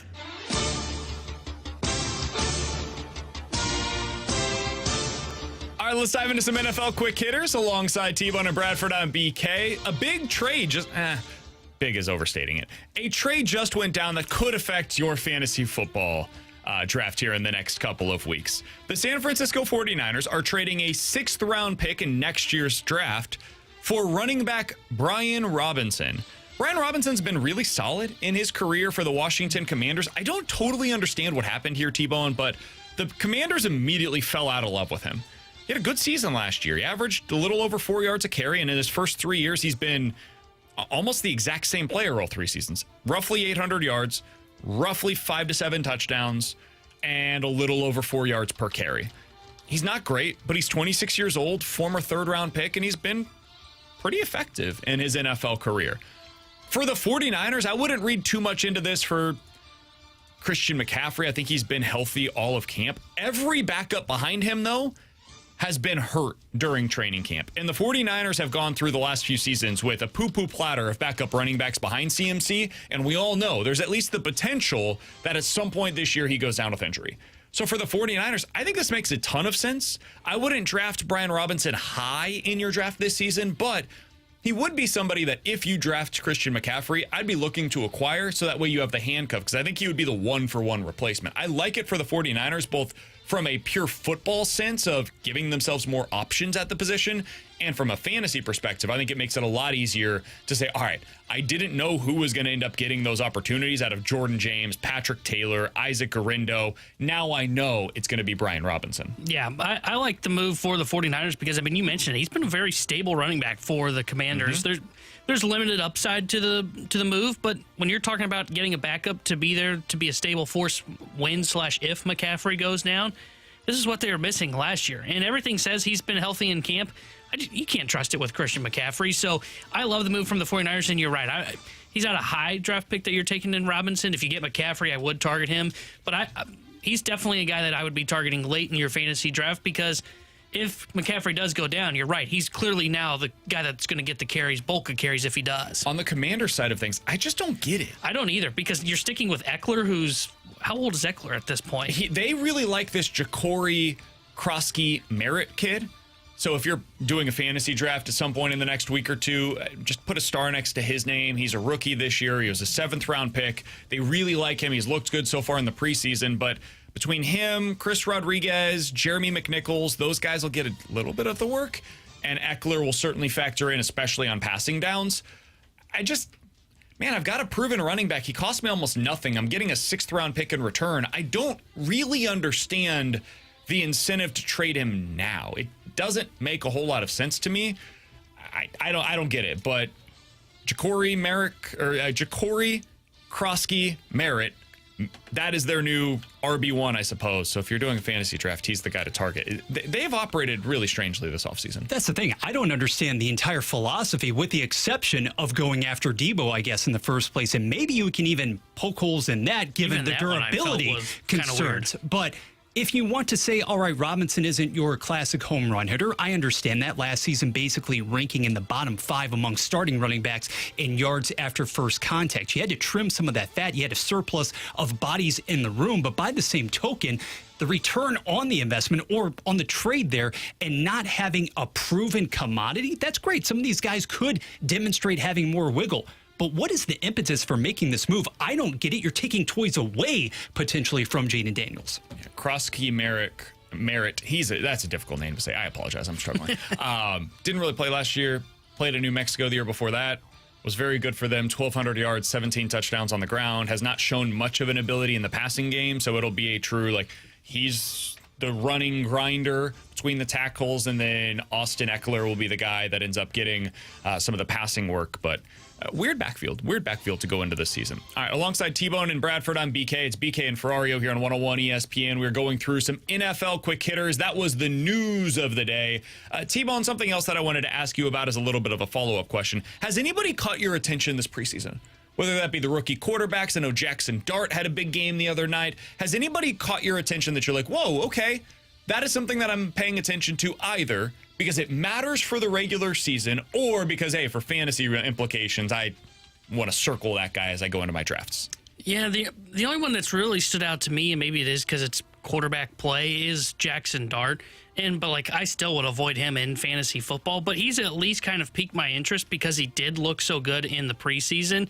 And he's got a legitimate number one weapon in Malik Neighbors. So if maybe you want to look at Neighbors and say, hey, Jackson Dart gives me a little bit more confidence if he ends up becoming the guy for the Giants, that you look at him and say there's going to be the volume there for him. If Dart is a stable quarterback as a rookie, makes me feel a little bit better about taking Neighbors. But outside of Jackson Dart, I don't know that there's been anybody that I've been super impressed by. The guy I thought was going to impress me was Genty, and he hasn't been that good so far the preseason. I've got one that'll throw out here, Bradford, before you go. Emeka Egbuka, the former Ohio State wide receiver, it's wheels up season, dude. I don't know when Chris Godwin is going to return. He was just activated from PUP, but that doesn't necessarily mean he's going to be ready to go at some point in the first couple of weeks. They also just lost another receiver in their most recent game with their slot guy going out for 10 weeks potentially. it sure seems like their top 2 receivers going into week 1 will be Emeka Egbuka and Mike Evans, and they got a whole lot of nothing behind them. It's like Cade Otton is their next best receiving option. Bucky Irving, I think, will be a factor in that regard. Maybe Rachaad White as well. But Emeka Egbuka could be a really good fantasy player this year for you because they're going to throw the hell out of the football in Tampa Bay. I expect a big season out of Emeka Egbuka, the wide receiver out of Ohio State. Absolutely. Let me tell you, I was sold on Egbuka after the scouting combine. Actually being there in Indy, talking to him, just seeing and witnessing how cerebral he was. He was so steady as well at Ohio State. He seems absolutely custom made to be a primary contributor, I think, in that offense. I'm going elsewhere, actually, guys, in the backfield. Now, I haven't exactly been enamored necessarily with what you've seen on the field by the profile so far of this particular running back. Henderson early on, it's funny because we had a question about him yesterday, actually, fantasy viability for the Patriots, but rather I'm going frankly in the direction of somebody in Pittsburgh. Yesterday, you had Caleb Johnson, yes, most recently coming out of Iowa. I don't think the Steelers are set there at number 1 as far as running back goes. Jaylen Warren doesn't exactly have a stranglehold on that job, and in an offense in which you're going to have to, without question, run the ball, it fits the MO of what Tomlin wants to do. Johnson was explosive frequently with the Hawkeyes. He got some run with the first team last night. I'm telling you, sooner rather than later, he actually takes over as the guy there, and as such, he becomes very valuable from a fantasy standpoint. Yeah, I've heard they did not like him in camp. I've heard that he has not had a very good camp thus far, and it's actually Kenneth Gainwell that's been gaining, no pun intended, on that number 1 job thus far. Now, that could change as we get further into the season, and so Caleb Johnson, I would say, like, second half of the season could be somebody that you want to pick up. Yeah, see, Gainwell's my third down guy. Yeah, I agree with you. I don't know what they're going to do. Their running back position is very unsettled. Hell, their team is very unsettled right now. Their quarterback situation, too. They're all in, according to everything that you've heard reporting-wise around their team, and yet I look at their roster and I'm like, very limited upside. Yeah, congratulations on somewhere between 7 and 10 wins this year and a first-round exit in the playoffs. Sure sounds like the Steelers of, the last decade or so. It has not been a whole lot of sustained success in the postseason for them. With Tanner Hendrickson and Bradford Bruns, I'm Brandon Kiley. Brad Thompson, Cardinals analyst for FanDuel Sports Midwest, joins the show next year on 101 ESPN.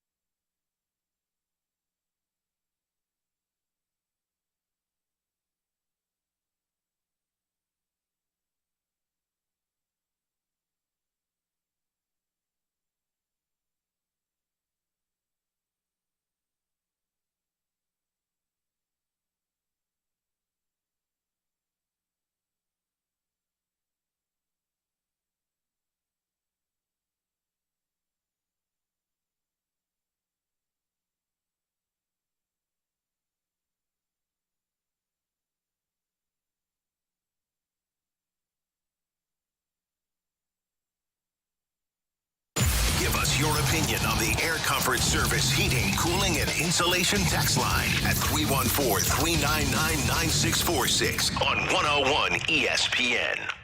101 ESPN Sports Center. Cards and Rays, fourth straight L. I'm Bradford Bruns. Your Sports Center update is driven by Johnny Londoff Chevrolet and Johnny Londoff Autoplex. Last night at Steinbrenner Field, St. Louis used a 5-run second inning to surge past Tampa Bay 7-4. Wilson Contreras homered again, while Nathan Church scored twice. Miles Michaelis will start this evening's tilt versus Kevin Cash's crew. First pitch set for 6:35 p.m. Brad Thompson discussing Redbirds coming up next. Your Sports Center update was driven by Johnny Londoff Chevrolet plus Johnny Londoff Autoplex. See them at Londoff.com. Chevy, together we drive. Are you kidding me? They are St. Louis. It's BK and Ferrario on 101 ESPN. We're hanging with Brad Thompson on 101 ESPN. Hanging breaking ball from Brad Thompson. And boy, does he get a swing on it. Lift and separate and see you later. Hanging with BT is sponsored by St. Luke's, ranked top 2% in the nation for cardiac surgery by Health Grades. Visit stlukes-stl.com.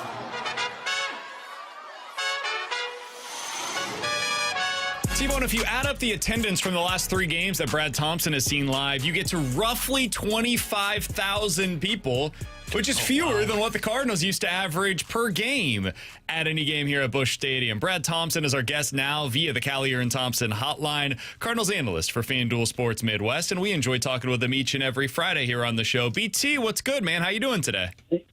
I am doing great. I got to tell you, though, the atmosphere last night at Steinbrenner Field, that does hold just under, I think, 10,000 people. It was pretty good. I mean, for what is it's a spring training facility, a minor league site. Pretty impressive what they were able to do, and they're selling out almost all of their games down here. So for the Rays, obviously a huge. You're getting transported to a new ballpark. Everything had to change over very quickly. I bet it's kind of a good vibe for those guys. So I was curious, BT. I did want to ask you about this. Like, is there some kind of a model here where if you have a market that, for example, Miami, right? They don't sell out games for the most part. They're pretty low on the attendance scale. Does it feel better when you're in a smaller park and at least it's full as opposed to these cavernous stadiums that hold 30,000+ and you're maybe half full most nights? I would think so. Like, I don't know if it's a model for the future. I think the model for the future is not going to be 30, 40, 50,000 people, or at least the higher ends of that, right? It'll be more social areas and more, like a lot of people. And in St. Louis is still a bit of an outlier, but a lot of people don't just sit there and watch an entire game. Like, they want different things to do. But I think that the same thing has been said in Sacramento, that the atmosphere there, and I totally understand why a lot of A's fans weren't going to games down the stretch as they yank your ball club out of your city. But that atmosphere there was not a great atmosphere. The atmosphere in Sacramento is a lot better, and they got a young, entertaining ball club. So I don't know. Like, I don't know what the answer is to a lot of these places. The overhead's going to be crazy no matter what, but probably a little bit better if you have 15, 20,000 less seats in a place that nobody's filling them up anyhow. Like Miami, it's a beautiful stadium, Lone Depot Park, but the team's not winning. So they're not showing up to see them. It was a different vibe for sure doing the game last night against the Rays than it was for 3 days against the Marlins. BT, I did want to ask you, speaking of future and looking at baseball's future, Rob Manfred talked about, potential realignment on Sunday Night Baseball during the Little League Classic. What are your thoughts on the way that he was kind of describing it of, if we expand to 32, we might have 4 divisions with 4 teams in it. But the bigger question for me is, how would you feel if they got rid of the National League and American League and kind of made it more of like we see like in hockey and basketball where there's a Western Conference and an Eastern Conference? Yeah, I mean, at this point, I'm still kind of torn with it. I've been anti all these changes over the years, and then they've all turned out to be just fine. It just kind of is what it is. Look, when you're going to have expansion, and they will absolutely have expansion, you do need realignment. So when that happens, you just got to figure out the right way. Like I've been reading about it, like you guys have different ideas of realigning economically also, and having all these different juggernauts beating each other up to win a division, and then having some lower markets together. Certainly, you're going to be doing it within your geographical region also. But in terms of the American League and the National League, if you called it something else, I don't think that would bother me at this point. Like, gone are the days once you had interleague play, and especially now that you have a balanced schedule, I don't think that means as much. If you still have some of your rivals, which, by the way, is funny. Rick Horton and I were talking about this the other day. He's like, when I played, we didn't have a rivalry with the Cubs. Like, that wasn't a thing. We had a rivalry with the Mets. I could care less about what the Cubs rivalry was. And obviously, for the longest time, it has been the Mets. But when the Cardinals were going through the run of being really good, they had like a real rivalry with pretty much every team within that division. Like, you're always going to find some aspect of that. So I don't think that, well, this is a stupid thing to say. I was going to say, I don't think Major League Baseball can mess it up that bad. They could, potentially. But whenever it happens, and it will, I think it'll be well thought out. Like, how have you guys landed on this? I'm sure it's been a big talking point for a couple of days. For sure. There's been, for me, I'm in the same lane as you, BT. This stuff just doesn't really bother me. Baseball has changed in my 20 years of really watching it from what it was, in the 70s, 80s, and even into the early 90s. So my upbringing, it always included interleague play. And frankly, as somebody that's from Kansas City, like, it just didn't really matter so much because they were always 50 games below 500, so whatever. But now you look at it and the way that the game has changed, like, both leagues have the DH. And there aren't a lot of huge rivalries in baseball anymore the way that there once were. There's a few, and I would like to see those continue into the future. But overall, like, if the Cardinals and the Cubs remain in the same division and you have something that's like Cardinals, Cubs, White Sox, and Royals, for example, I think that could be a hell of a lot of fun. And if you're able to end up with 4 divisions where they're in like the Western Conference and they're playing regularly again against Houston, I think that'd be cool as well. So I don't really have a problem with it at all. In fact, I think it could be good for the game long term.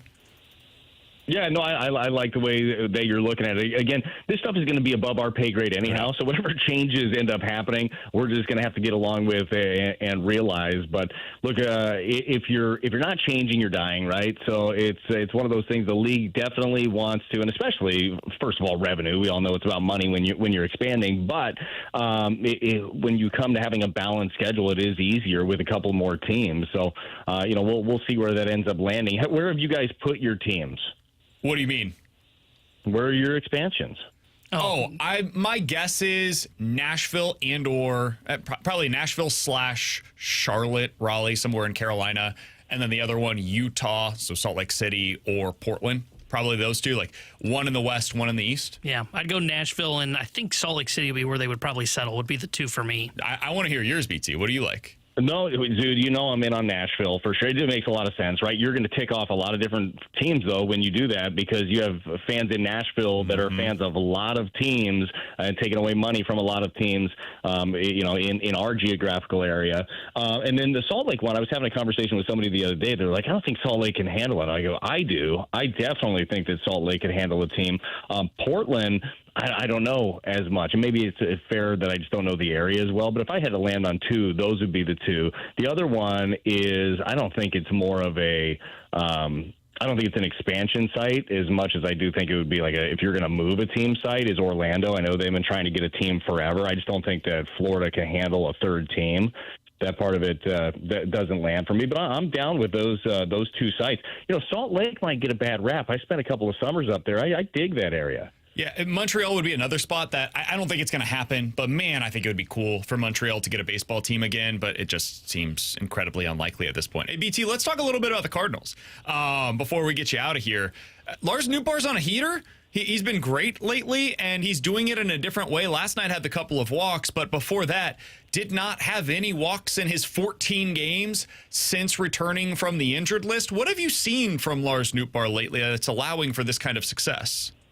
Well, it's a couple things. One, I mean, you do look at just tangible stuff like swing rate is up 12%, right? I mean, so he's up there hacking a little bit more. But I think that the big part of why he's hacking more, or the fact that he is why. Like, why are you doing this? And the why is the realization that he came to is, holy crap, they're just coming at me, aren't they? Like, they're just continuing to attack within the strike zone. So you can try to keyhole guys all day long, but he was getting struck out a bit by looking at some pitches, and he still has a great eye. I don't know how he laid off a changeup down and away with 2 strikes yesterday to draw, I believe it was the second walk for him. But I think it just came to the point of, look, I've got to be ready to pull the trigger here. And he's hitting the ball hard. As Ollie likes to use the term, he is trying to use the bigger part of the field. His damage is going to be pull side oftentimes. But if you're thinking up the middle, it keeps your hitting mechanics on the baseball. So I feel like obviously certain shifts in the way that he's approaching it, but then the idea of, look, they're coming at me, I need to be on the aggressive also. I really think that's paid huge dividends for Newt. PT, I wanted to ask you about another one of the outfielders. We've talked about him a lot this year, and Jordan Walker. 2 weeks ago, we're talking about, hey, it looks like there are changes. He's now hitting for average. There's a little bit of pop in his bat, and now here we are again, and he's 2 for his last 22. His OPS is 336 in that stretch, and he's been out of the lineup 3 of the last 4 games. Do you see Jordan Walker kind of reverting back to old habits? Yeah, I mean, at times, and this is the hard one, right? So it's a difficult one, obviously, for a 23-year-old potential star. And I still totally believe that with the skill set and with just the physical gifts that Jordan Walker has been blessed with, right? I really think that he can turn that into what everybody believes that they can. But here's the hard part when you're putting together, and yesterday's game is a really good example of this. How do you, in that game where you have your ace on the mound who's making $30-something million a year, and you have a team that is within 5 games, now 4 games of a wild card spot, like how would you get Walker in that lineup? Because Newt, as we talked about, Newt's got to be in there. You got a lefty against a hard-throwing right-hander with a slider, like got to put that guy in there. Alec Burleson has been in there all the time, and Church is a far better defensive center fielder, and it's not even close to Nootbaar, right? So you're trying to put out your best defensive team also and your best offensive team, and then you're also trying to balance how you get a young man at bats. Like, it is not the easiest job in the world, and for Walk, and I know this is the case, there has to be and there is diligent work going on days where you're not playing. Like, you are still in there, you're preparing as if you are going to be the starter. And you have to be able to make adjustments there. We all know that the live fire, the real reps of in the game are going to be the difference, but it's a weird spot because if you put him out in that lineup yesterday, and I don't mean this as any disrespect to Jordan Walker, who I just said I think very, very highly of the future. I don't think that was your best team. Like, did you guys have any problem with him not being in that lineup yesterday? So I think it's more of a big picture thing, BT. And so I talked with somebody with the Cardinals yesterday who said, hey, it's kind of twofold here. One, what you just said, which is that's not our best lineup.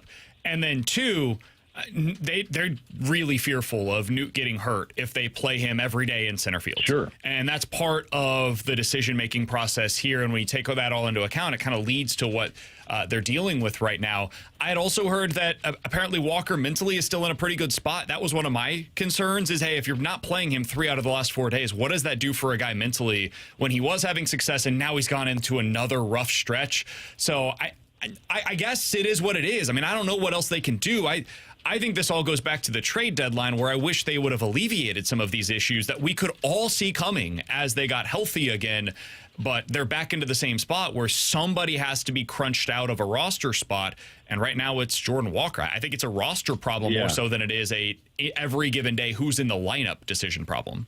No, your point's incredibly valid, right? Because if Walk is getting at bats one day, it means somebody that you still need to learn more about and still trying to figure out if they're part of the future is not. And that's the balancing act right now of Ollie and his staff. It's trying to, on a day-to-day basis, put out your best lineup that gives you a chance to win for that given day. And we all know that the variables of a lineup on a given day change. Like that, your best lineup every day is not always the same due to matchups and due to availability, within the field. the point you brought up about Newt, very, very valid and a smart one. Got to be able to keep him on the field.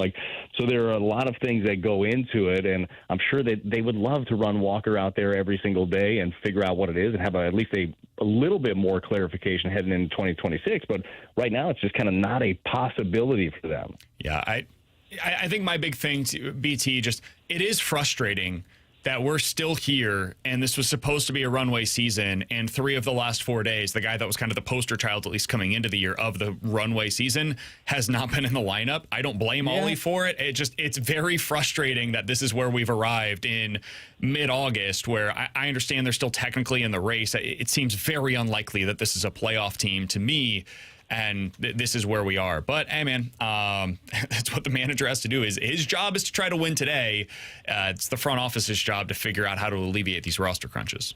No question, right? It is. And look, I still think that we're going to, whatever runway, all right, or word you want to do, whatever we give to guys down the stretch, I think we're still going to have all these questions until the point of there is, the roster gets torn down a little bit. You have had a couple of years now to evaluate some pieces.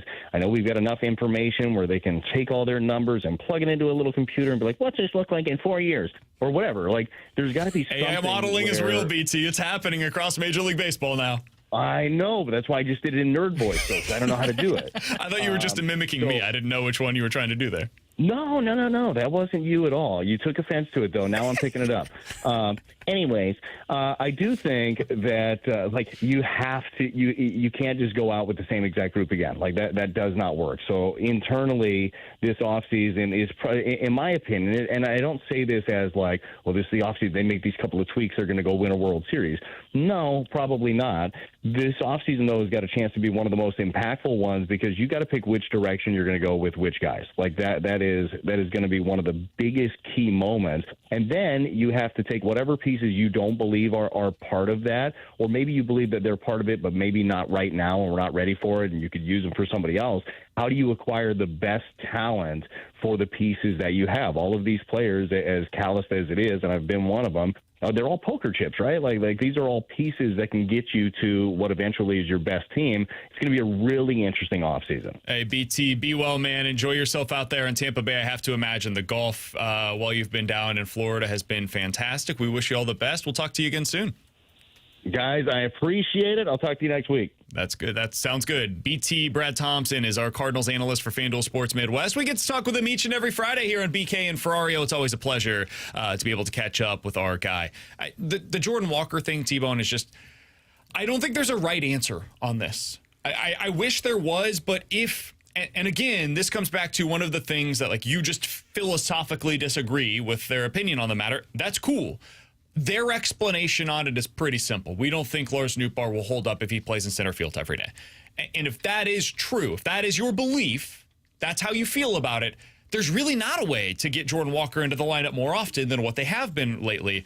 It's going to have to be 3 to 4 times a week that he's in the lineup. I just find that to be increasingly frustrating that, man, how did you not know that previously? You had to know that previously. And if you did, why didn't you filter through some of the logjam that existed in your corner outfield spots? So it's frustrating to me. You heard the explanation of the trade deadline. They didn't have anything that blew them away, and they feel like maybe that's more likely in the offseason. Newt's playing well. Maybe that increases his trade value. Maybe that increases his value to the Cardinals. Burleson is playing well right now. Donnie's hurt again. Maybe that means he's more likely to be traded because they're worried about the injuries that he's been dealing with over the last couple of years. I don't know, man. But this offseason, BT is 100% correct. It needs to get fixed. They have to sort through this. It's time to make decisions. It's frankly past time to make decisions. They're about a year late on decision. To make decisions. Yeah, they have to make the decision now. They are about a year late on having to make decisions.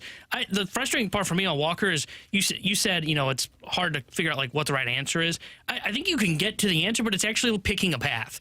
And what I mean by that is, okay, so we actually believe in what BT was saying is, hey, we still believe there is that star potential, or at least a league average bat in Jordan Walker. So we do need to play him, which is the path we're going to choose, which means he cannot be out of the lineup 3 of 4 days, which means we do have to be getting uncomfortable and play Nootbaar more in center field, or pull Nootbaar out of the lineup more than we're comfortable with, and Walker plays. Or you say, hey, we don't think it's going to work with Jordan Walker, so it is not as important for us to get him these at-bats. I guess that's my thing, T-Bone, where I don't think it has to be so black and white. You mentioned we think Walker has the potential to be an above-average to average bat. Isn't that what Nootbaar is? Like, Nootbaar doesn't have the potential to be that. Nootbaar is that right now. Alec Burleson is that right now. Brendan Donovan, when healthy, is that right now. Ivan Herrera already has been that. So how do I justify playing Jordan Walker over those guys to become what they already are? You see what I'm saying? So, like, if you're in Ollie's shoes, but see, this is where, like, that's tough for me. I get it, but, I mean, BT laid out, like he said, hey, they're putting out their best lineup yesterday. Yesterday should not have been a game about putting out your best lineup. Yesterday should have been, and I get, like he said, because Sonny Gray, your $30 million aces on the mound. Well, Sonny knows what he signed up for by not waiving his no-trade clause. Because if Sonny would have went to the front office and said, hey, I don't know if I want to be a part of this in the second half, and I don't know that I really want to be a part of a rebuild, the Cardinals would have traded him at the trade deadline. And I'm not blaming Sonny Gray for their lineup decision yesterday. But this is on Ollie Marmol to make some of this decision possible of, hey, we don't believe in Nootbaar being a, like, center fielder. It's not. I don't think it's that they don't think he can play the position. They don't believe that he can stay healthy. I think they are stuck again and this is where I kind of push back on the Cardinals. They continue to operate with too much abundance of caution. And I've thought that about the way they've handled their pitching staff in the past, where they were very hesitant on what they wanted to do with starters in the first month. And look, this year they did that again, and to their credit, it has worked out for them.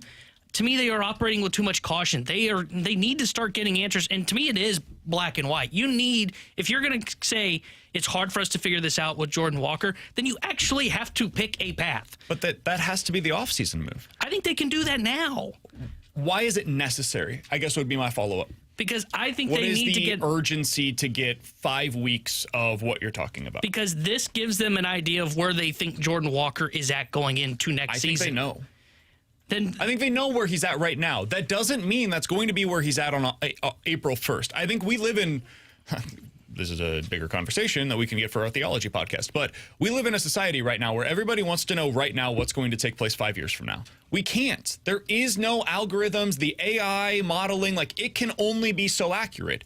If you had done an AI modeling of the Cardinals 3 years ago, it would look a hell of a lot different than the current Cardinals team looks for them, right? Injuries play into that. Guys taking a big jump play into that. Guys not being what you expected them to be, because baseball figures out their hole, and man, there's no adjustment there. Like PCA, if you had done an AI model of PCA on June 1st, that would probably look a lot different than the one that you're going to do today when we're getting closer to September 1st. So I don't see what the urgency is to have Jordan Walker into the lineup every single day right now. I don't see it. What are you learning in those other 1 to 2 games a week today that you can't learn about him the rest of the way by playing him 3 to 4 days a week? The thing I want to know is, should I be clearing a spot for this guy going into next year? But what is that day or two going to do in order to get you to that place? That's an extra 8 plate appearances, and it's consistent playing time, right? Like you mentioned, how much has it thrown off Jordan Walker? 6 to 8 plate appearances per week over the course of the next 5 weeks. You're talking about 40 to 50 plate appearances. That's not going to change much, But man. it still sounds... The other thing for me is, you said it earlier, like, they say, hey, he's got confidence still while he's working behind the scenes. Okay, well, practice is practice. What's it look like when you're actually in a game scenario? And we've seen what it looks like. It's not good. It's been below average for 3 straight years. They continue to rave that, hey, this is starting to look better. It's starting to look better. And then I don't see him for 3 or 4 games. Like, this is where I am with Jordan Walker. It wasn't looking better. By the time that they benched him 3 out of 4, it had been terrible for a week, 2 weeks, actually. I just think you have to throw him out there and see, because the biggest question for them going into 2026, yes, they do have to churn through the roster. They do have to figure things out. But it comes back to the runway player, as you said, who hasn't necessarily gotten the runway that I think some of us were expecting with Jordan Walker this year. He's got a fair amount. I don't think it's been completely what I thought was going into this season. Am I paving a path for Jordan Walker to be a starter at the big league level in 2026? And that is the question that is driving the North Star. Determine that is the offseason. Nothing about now until the end of the season will really change the answer to that question. So if he had an 813 OPS, or let's say he goes on a tear in September, has an 850 OPS in the month of September, No, because I just saw that a few weeks ago. But I'm saying, like, he did it a couple weeks ago for about 7 games. I just said for the next I think it month was like and a 20, half. but yeah. Okay, so he adds another. So he has a 20-game stretch, we'll say, where he just did it. He goes through this weird 10-game stretch where he's not hitting, and then he goes back on another, say, what do they got left? 30-game stretch. Say 20 that he plays. So in 60 games, let's say 50 to 60 games, I just saw him do it for 40 of those 50 games. Great, that influences my decisions in the offseason. But that's what I'm saying is the offseason decisions are what determine Jordan Walker's role for 2026. Because I can't think of a scenario where he will jump based upon a 20-game sample size, Alec Burleson, Brendan Donovan, Lars Nootbaar, or Ivan Herrera on my depth chart. He's not jumping those guys because they have multiple seasons of production. Jordan Walker, we're talking about potentially 20 games of production. So, yeah, they could say, hey, 3 of those guys are gone this offseason. We're opening the runway once again for Jordan Walker to be our guy because that 20 games opened our eyes so much that we need him to play every day. But if I'm the manager and those guys are my options and their options ahead of Jordan Walker, it's hard for me to put him in there over those players when they frankly have been better than him now for multiple seasons. And 20 games is not going to change my opinion in that. He's T-Bone, that's Bradford, I'm BK. That doesn't mean I think that I'm giving up on Jordan Walker. I still think he could potentially be a good player. I'm just really struggling right now to see exactly how we find that here in St. Louis. All right, coming up next, we're going to do a double break here. Bradford, have to do so. Unfortunately, we went very long there. I apologize. Mike McKenna, former NHL goalie, joins us here on 101 ESPN. It's an MLB weekend on ESPN. Yankees and Red Sox. Game 1 tomorrow. First pitch 12:05. Then Sunday it's Game 2. First pitch 6:10. The MLB plays on 101 ESPN.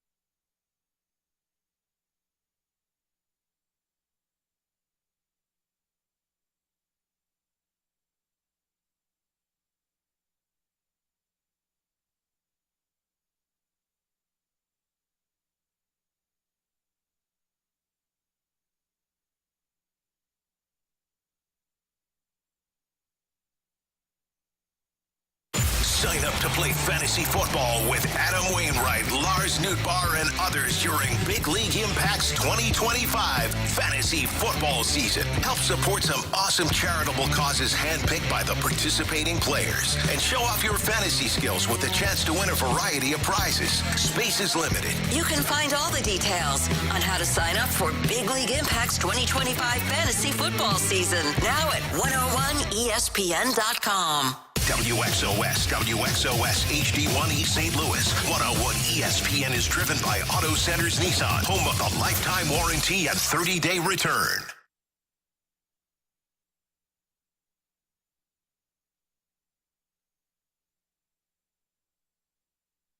We're going between the pipes with former NHL goaltender Mike McKenna.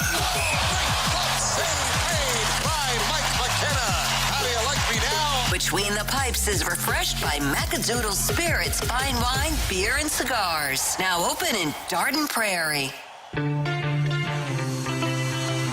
Alongside T-Bone and Bradford on BK, it's BK and Ferrario here on 101 ESPN. All right, so we're going out to the Callier and Thompson hotline to be joined by our friend, Mike McKenna. He joins us each and every week on behalf of Macadoodles, and he has a rotating cast of characters that are on the show with him each and every week. I don't remember the last time that we had all three of us in studio on a Friday to talk to Mike McKenna, but we enjoy talking with him each and every week, despite the fact that one of us is almost always gone. Mike, how you doing, man?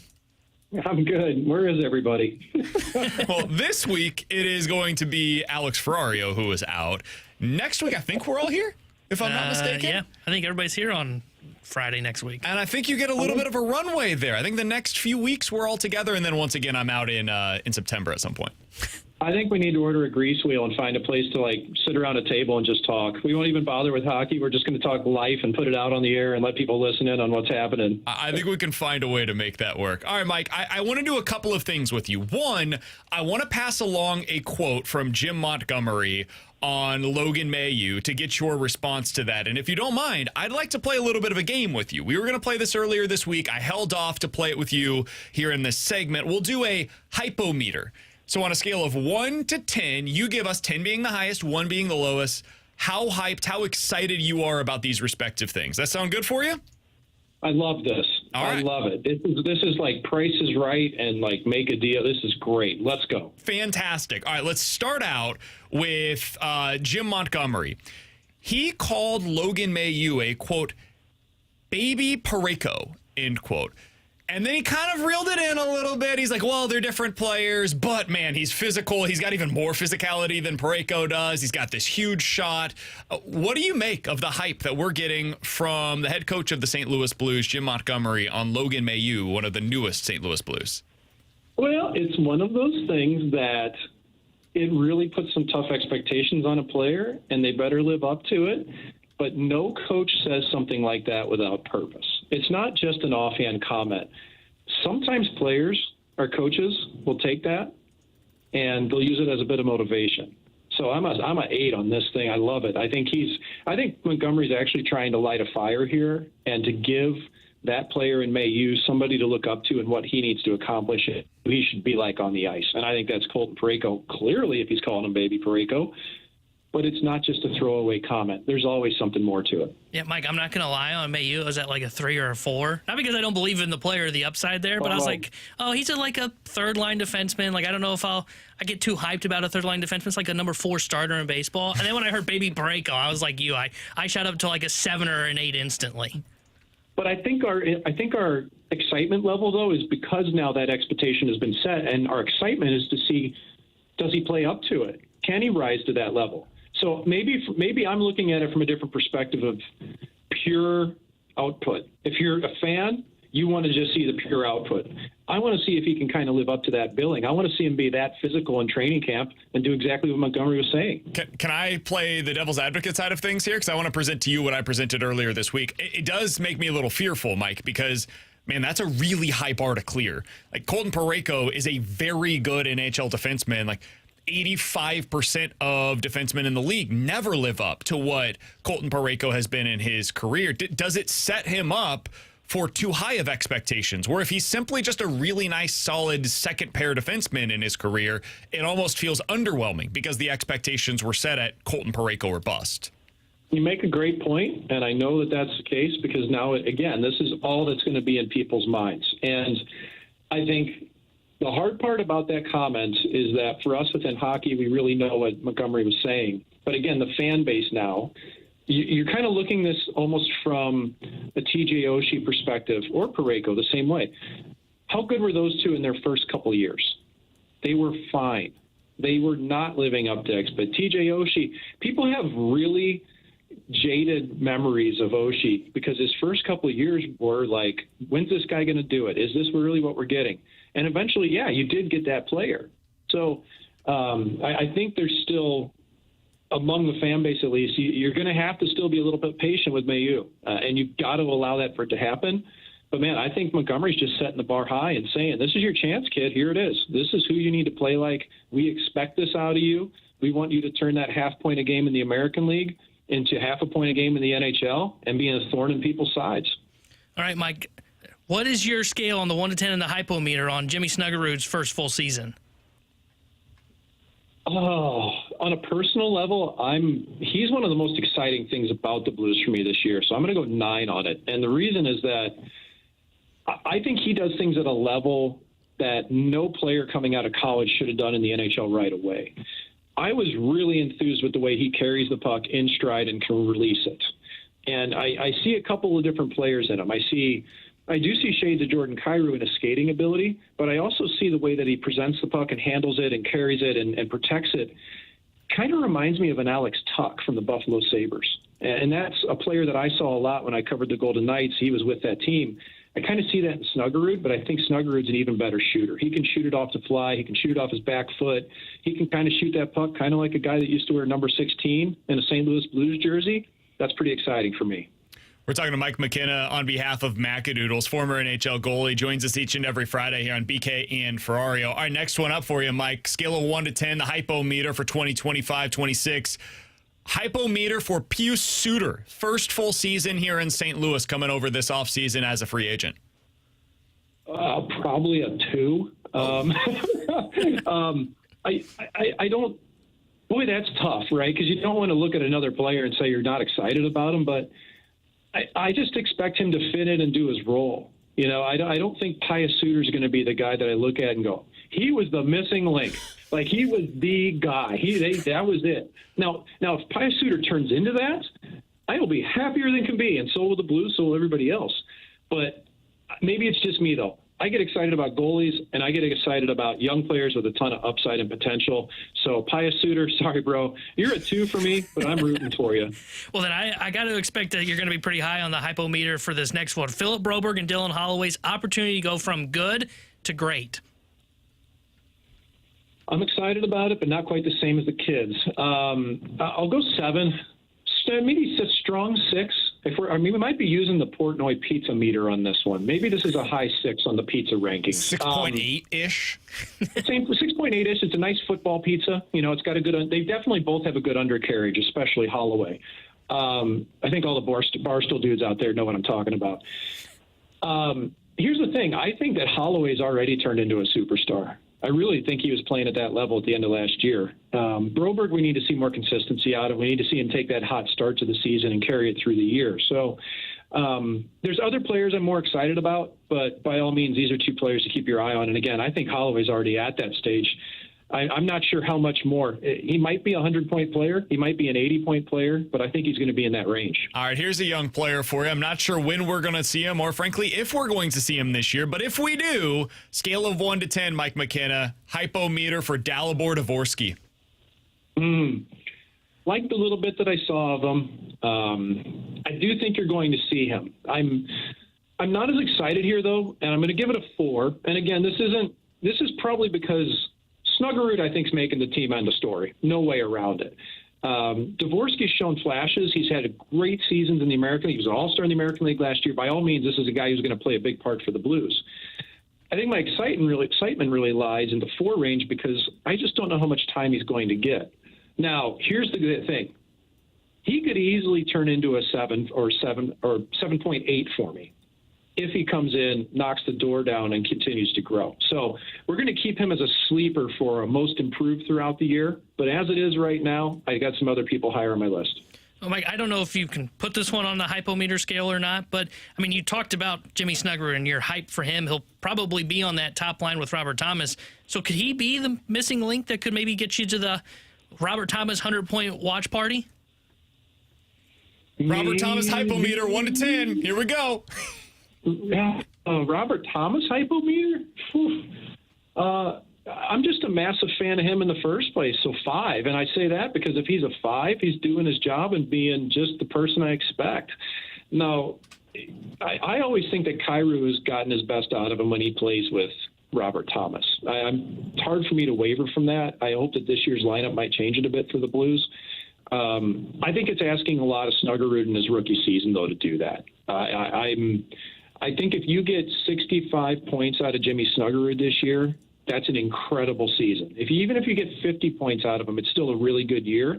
We're still probably 1, 2, 3 seasons away from seeing him be able to play at a level of like a Holloway or even the output that Kyrou has had. I'm looking right now because you mentioned, hey, coming in, playing the way that he did, really impressed you. It was a surprise to see him play as well as he did. A guy that did that for the Maple Leafs a couple of years ago was Matthew Nyes.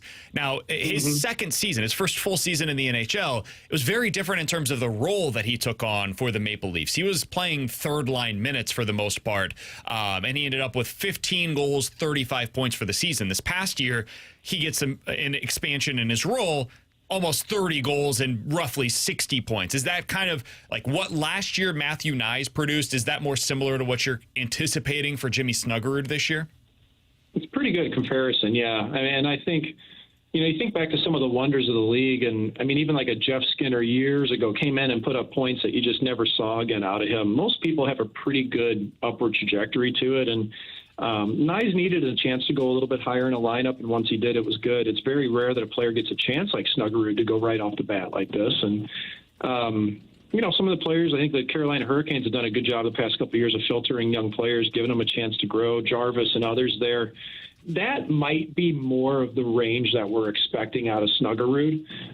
If you look at what, Seth Jarvis was able to do in Carolina when he came out, 40 points, 39, then 67, but this is a 30-goal scoring guy. I think he's a really apt comparison. They're both right-handed.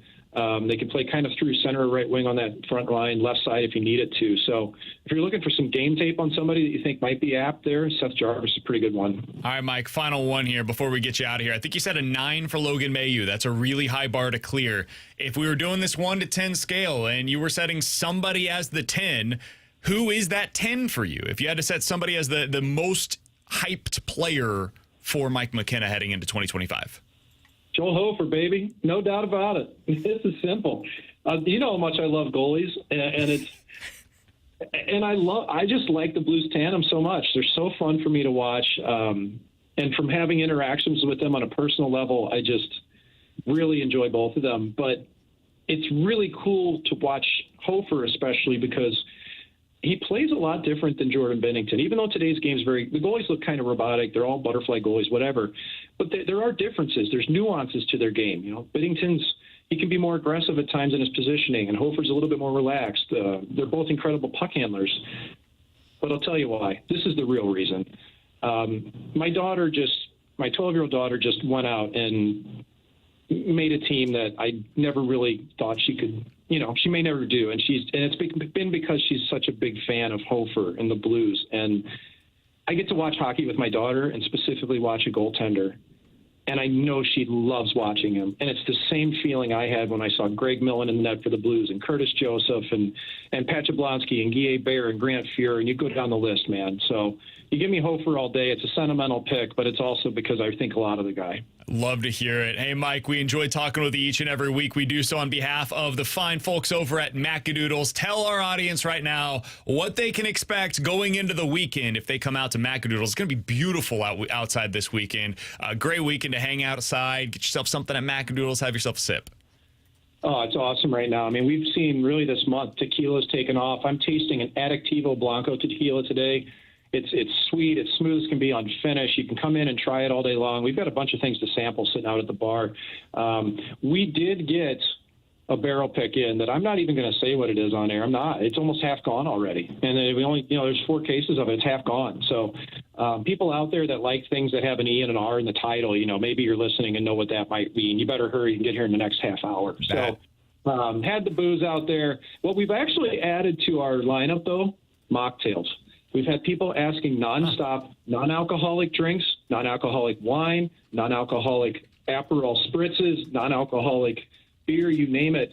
That section's really taken off. We're trying to listen to our customers, bring those in. So if you are someone who chooses not to drink or can't drink or whatever, and you want to have something lively, we've got it here at Macadoodles. We get all your rest. We still have all your barrel picks here. We still got all your tequilas and vodkas and everything you need for summertime. But that NA category is going, just like THC, which we keep adding also. We got 50 milligram drinks on the shelves, 50 per can. You get a 4-pack of that for under $30, dude. I think people listening know what that means. You know what that means. So we're at the corner of Bryan and Feisey Road, just north of the Page Extension in St. Charles County. I am an NA beer drinker during the week. Once we get to the weekend, I'll go to the brewery, have whatever. But during the week, I like drinking my NA beers, lower on the calories, no alcohol, get to sleep a little bit better overnight. T-Bone, once you hit that age of 30, that matters for you. So yeah, don't worry about my calories. What they have over there at Macadoodles. Mike, great to catch up as always, man. Enjoy yourself this weekend. We'll talk with you again next week. Sounds good. BK, take care of yourselves. I mean, Alex, at some point we'll see him, so whatever. Yeah, so, well, eventually. Take it easy. That's Mike McKenna joining us as he does each and every Friday here on BK and Ferrario. ER, I have a feeling I know what that is. It is my personal favorite whiskey. If I've got to pour up one thing, it would be that specific thing. Might have to hit up Macadoodles and see what I can do to grab one of those. You're going to have to tell me off air because I don't have a guess. It is a Buffalo Trace. If it's what I think it is a Buffalo Trace product. My mom's actually going out to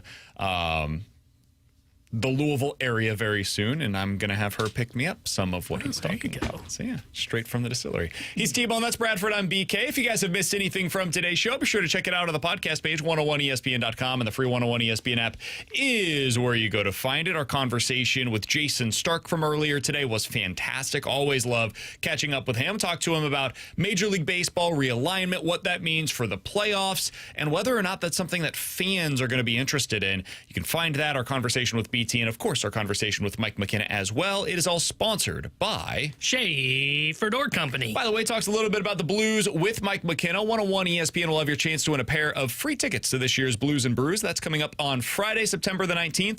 It will take place as it typically does at the Anheuser-Busch Brewery, and they have a cool guest this year. The band Perry is going to be featuring live music. They're Grammy nominated. They are a very good trio. You could get fired up for the Blues season with this outdoor street party, plus appearances by Blues players and alumni, food trucks, on-stage festivities hosted by Chris Kerber and Joey Vitale, and so much more. Tickets on sale for Blues and Brews. Blues and Brews, rather. It's all, or Brews, whatever. It's all presented by Bud Light, 101 ESPN, and 92.3 WIL. In 15 minutes, we'll play a game of One's Gotta Go. You give us 4 options, we'll tell you which one's gotta go. But next, the Cardinals have so many players who fit the criteria that Jim Bowden put out earlier today. We'll tell you what that is next here on 101 ESPN. You can now listen to 101 ESPN on demand. Get caught up on all our shows and podcasts at 101ESPN.com or on the 101 mobile app. 101 ESPN podcasts are presented by the Schaefer Door Company.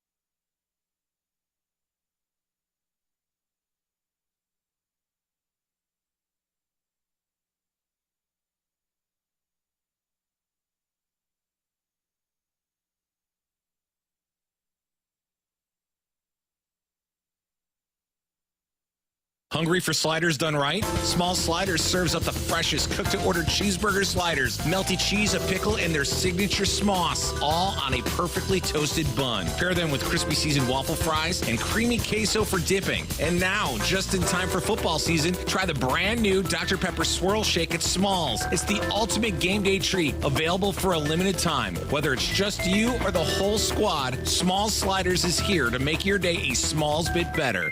Smalls, now open in Bridgeton and Ellisville.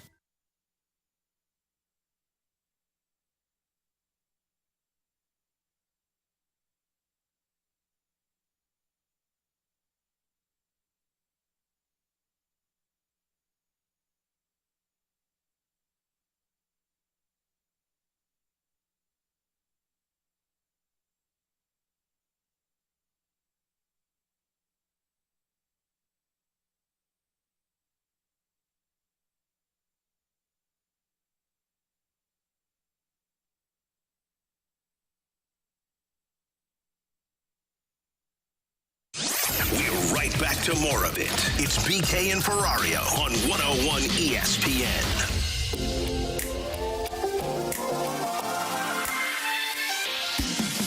Alongside T-Bone and Bradford on BK. So earlier today over at The Athletic, our guy Jim Bowden, former MLB general manager, put out a list. I love lists, first of all. I also likes the category. Who is each Major League Baseball team that is a playoff contender their most indispensable under-the-radar player? There's a lot of criteria there. And first off, let me tell you how shocked I was the Cardinals were on the list. I was a little surprised to see that as well. I guess technically speaking, they're 4 games out. They have to qualify. I'm glad I continued scrolling because I originally clicked and I went, I don't know if I want to read through everybody here because we're not on this. But you know what? We were. They were the final team that was represented. Their under-the-radar most indispensable player is Alec Burleson. He said the following: Burleson's putting it together his best season. He has 20 doubles, 15 home runs, and is 20% above league average offensively. He's in the 95th percentile in how often he squares up the ball. He's in the 91st percentile in strikeout rate in a good way. He's hitting 273 against fastballs. He's hitting 283 against breaking balls, and he's hitting 320 against off-speed pitches. At 26 years old, Burleson is coming into his own as a major league hitter. I think all of us would agree with that.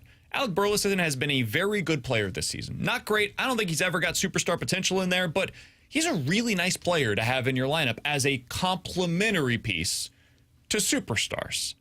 The problem with the Cardinals lineup is they're asking him to be one of their 3 best hitters, and I think he's underqualified to be that, or at least one of their 2 best hitters, underqualified to be that. T-Bone, the problem with their lineup is that they have a bunch of guys that could be considered under the radar indispensable guys. And they're all asked to be the guy in the middle of the order. That's got to be the thing this offseason that you look at and think to yourself if you're in Chaim Bloom's shoes. Man, I like Alec Burleson. I like Lars Nootbaar. I like Mason Wynn. I think Victor Scott II has a chance to be a pretty good player. I really like Ivan Herrera and what he's shown. I think Thomas Saggese has actually been pretty darn good lately. He's showing me something. Nolan Gorman showing us a little something lately. I just mentioned like 8 different players, all under the age of 30, without having mentioned Wilson Contreras, who's over 30, but is, again, a very good baseball player.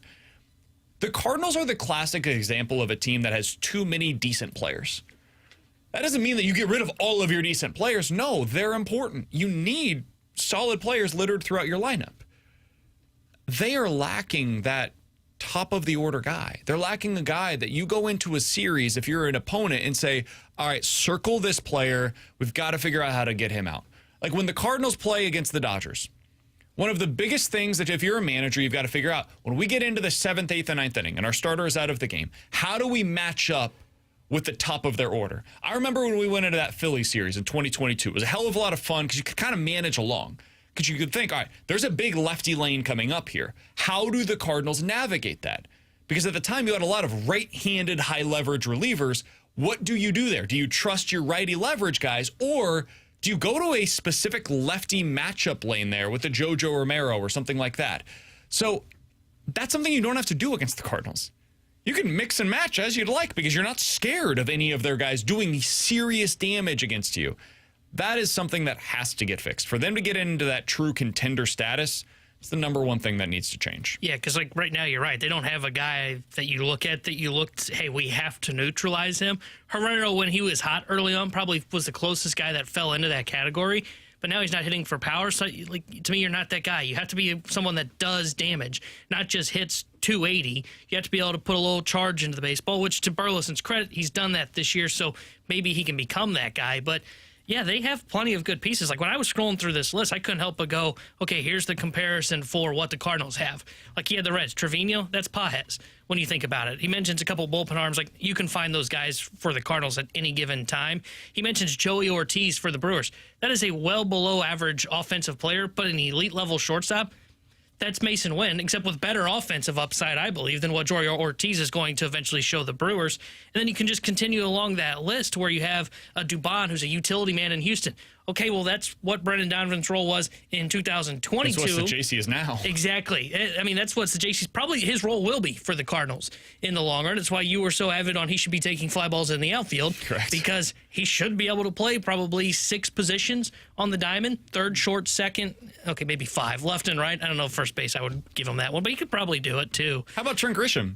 He's on this list. He's a really important piece for the New York Yankees. Dude, look at his career. Tell me that's not Lars Nootbaar. Oh, I was thinking that was Victor Scott is what you were going for. Because he's elite level defender. He's always been... He doesn't have that kind of speed, but sure. Well, and the other thing, Scott doesn't have that kind of power either. Because he's always been a decent power guy, but I thought that's what you're going for. But yeah, this year he's been Nootbaar, guy that's pretty good defensively. I would say he's low Gold Glove average, caliber. high on base, decent slug. And in his career up until this season, this is the first time really that for a full season he's been 20+% above league average. He's actually been a worse player in his career than what Lars Nootbaar has been until this year when he's 28 and hitting his prime. It wouldn't surprise me at all if next year, whether it's here in St. Louis or for somebody else, Lars Nootbaar had a very similar season to what you're seeing this year from Trent Grisham in New York. Yeah. Especially if you put him in that kind of a ballpark. I was going to say, Grisham, I think his numbers really get boosted by the whole short porch thing. But yeah, again, like you just run through this list, this is the reminder of, man, the Cardinals have got decent pieces. They just don't have the guys. And that goes for even their rotation, too. If you want to extend this conversation to their pitching, Michael McGreevy looks like a solid number 3, number 4 starter, and that's probably going to be his ceiling. Matthew Liberatore, jury's still out if he can fix the velo issues now that we're later in the season, and maybe next year he's able to go 150 innings and not have that problem. I think he probably can settle in as a number 3 starter. What you're missing is you don't have the top guys. That's their biggest problem in every conversation that we have. Do you have a top-end 2 guys that can lead your rotation? No, you got 1, and the jury's out on Sonny Gray, in my opinion. Yeah, the over-under for the Cardinals is 0.5, and a lot of people would be taking the under right now. Yeah, and that's their biggest problem and something that they're going to have to fix. And you can't fix that all in one offseason. This is why they're going to be in this rebuild or re-whatever and need like 3 to 4 years to figure it out. 314-399-9646 is the Air Comfort Service text line to get involved in the show. I don't know if this individual saw a rundown, if this is Bradford Bruns who texted it in to say, hey, guys, we've got a secondary topic here. You need to get to it. Or if they just knew what was coming up next for whatever reason. What do you guys think it would take to get Adley Rutschman in the offseason? It's something that I was thinking about earlier today as I saw the Orioles re-sign or extend their young catcher who was just called up to an 8-year deal worth $65 million. Adley Rutschman is one of those players that I was referencing yesterday, T-Bone, when we had the discussion about expectations versus reality. Rutschman is a good player. He is not a great one. He is not a franchise icon, and that's what he was expected to be. He was the number 1 overall pick in a no doubt, like this is the guy that you take at number 1, obvious selection. And he's just been a solid player, 20 home run hitter. Every year has been a little above or right around league average offensively and like a slightly above average defensive catcher as well. It sure feels like he's going to be a trade chip for the Orioles this offseason, and I do think he makes some sense for the Cardinals. They could use a guy that has his profile behind the plate. I think he's a notable upgrade over Pedro Pajes, for example. Here's the problem. I don't think you match up well at all with what the Baltimore Orioles are going to need, want, or target in any kind of a trade for Adley Rutschman. I could make the case that, hey, you just trade one of those 3 starting pitchers that are at the back end of your rotation, whether that be Libby, McGreevy, or Palante. But the Orioles have a very analytically inclined front office, and I don't think that's the kind of pitching that they would be targeting. If TK Roby were still healthy, I think he would be the kind of pitcher that they might be targeting. Big power arm, plus stuff, big potential. Let's see if this works when we get it into our rotation. I just think if they're going to trade Rutschman, there are other teams across baseball that will, A, be more desperate for a player that matches what he brings to the table, and B, have more pitching to offer, which the Cardinals just, I mean, let's be real here, man. They're lacking it for themselves, much less to be able to trade for it. So if it was another team that lacked positional players, I think the Cardinals would be a great fit. This is the opposite of what the Orioles need, though. They're lacking pitching. Yeah, and it's going to be something that probably holds them up in a lot of conversations once you get to the offseason, because if there are teams that are selling pieces off like a Rutschman, most of them typically target pitching, and the Cardinals, like you said, don't have that. But Rutschman is interesting because I kind of am 50-50 on if I would want him here in St. Louis if you had the pieces to go get him. His offensive decline is very worrisome for me, and we've had the conversation about defense from my perspective on it. And the numbers that we can see, like Baseball Savant, basically shows his framing, his caught stealing percentage, his pop time is like in line with Pages. So it's just a matter of, do you believe the offense upside is still there? And if you do, I could see how you would convince yourself. But yeah, you're right. They don't really line up with what Baltimore's going to be seeking, which is high-powered arms that have swing and miss stuff. Coming up in 15 minutes, we'll hit the BK and Ferrario Rewind, but 314-399-9646 is the Your Comfort Service text line for One's Gotta Go. You give us 4 options. We'll tell you which one's got to go next here on 101 ESPN. 101 ESPN is powered by Kaufman Townsley St. Louis's injury lawyers. Call 314-500-5000.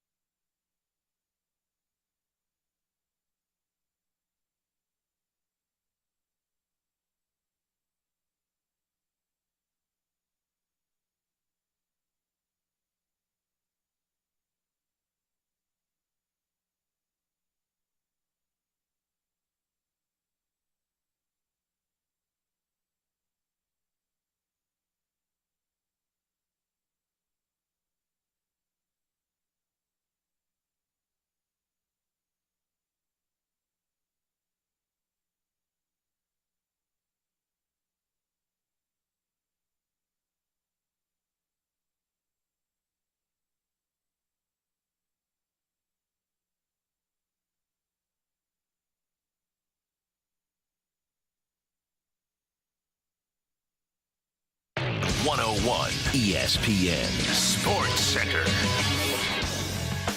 Michaelis looks to keep momentum rolling. Good afternoon. I'm Bradford Bruns. Your Sports Center update is driven by Johnny Londoff Chevrolet and Johnny Londoff Autoplex. Despite Wednesday's setback versus Miami, the Cardinals thoroughly enjoying their time in Florida. Ali Marmol's troops now 3-1 on their 6-game road trip. Miles Michaelis will oppose Tampa Bay starter Adrian Hauser tonight. First pitch scheduled for 6:35. NFL Pittsburgh concluding its exhibition play with a 19-10 victory over Carolina. Jackson Dart's Giants dismantle New England 42-10. New York's rookie QB completing 6 of 12 passes before exiting late in quarter one. The Ole Miss product did clear concussion protocol. Your Sports Center update was driven by Johnny Londoff Chevrolet plus Johnny Londoff Autoplex. See them at londoff.com. Chevy, together we drive. Are you kidding me?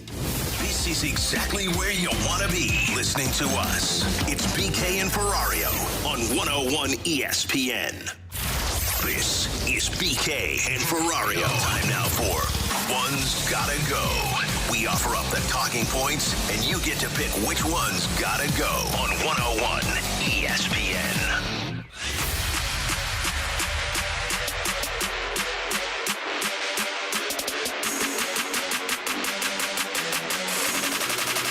Count that big pen. Alongside T-Bone and Bradford on BK, 314-399-9646 is the Air Comfort Service text line for One's Gotta Go. You give us 4 options. We'll tell you which one's gotta go here on BK and Ferrario. Start out with this one. One's gotta go. Places to go on a first date edition. T-Bone, you should be familiar with these. Going to a bar, going to a restaurant, going to a sporting event, or going to the park. Which one's gotta go, T-Bone? Oh, see, this one's easy for me. It's sporting event. And I'm a big sports guy, clearly. If it's not going well, I don't want to be there for 3 hours, right? If it's an hour in and you're like, man, there's clearly not a second date in the horizon here, I don't want to be kind of stuck at the ball game, and it feels kind of awkward to be like, hey, I'm leaving. I love the Cardinals, but yeah, it's not working here. That's why I love coffee as an option, because coffee can go very quickly if you need it to. Yeah. Or it can last a little while longer, right? Like you can hang out at a coffee shop all day because there's people that do that for work anyways. So whatever. You're not alone in that regard. I would say going to the park would be last on my options here because there's not really a whole lot else going on. All of the other options, there can be something at that specific place that brings up stuff in conversation. Whether it's, hey, what do you want to drink? Maybe there's a conversation that comes from that. Or going to the restaurant, what are you going to eat? Like there's other things that lead to.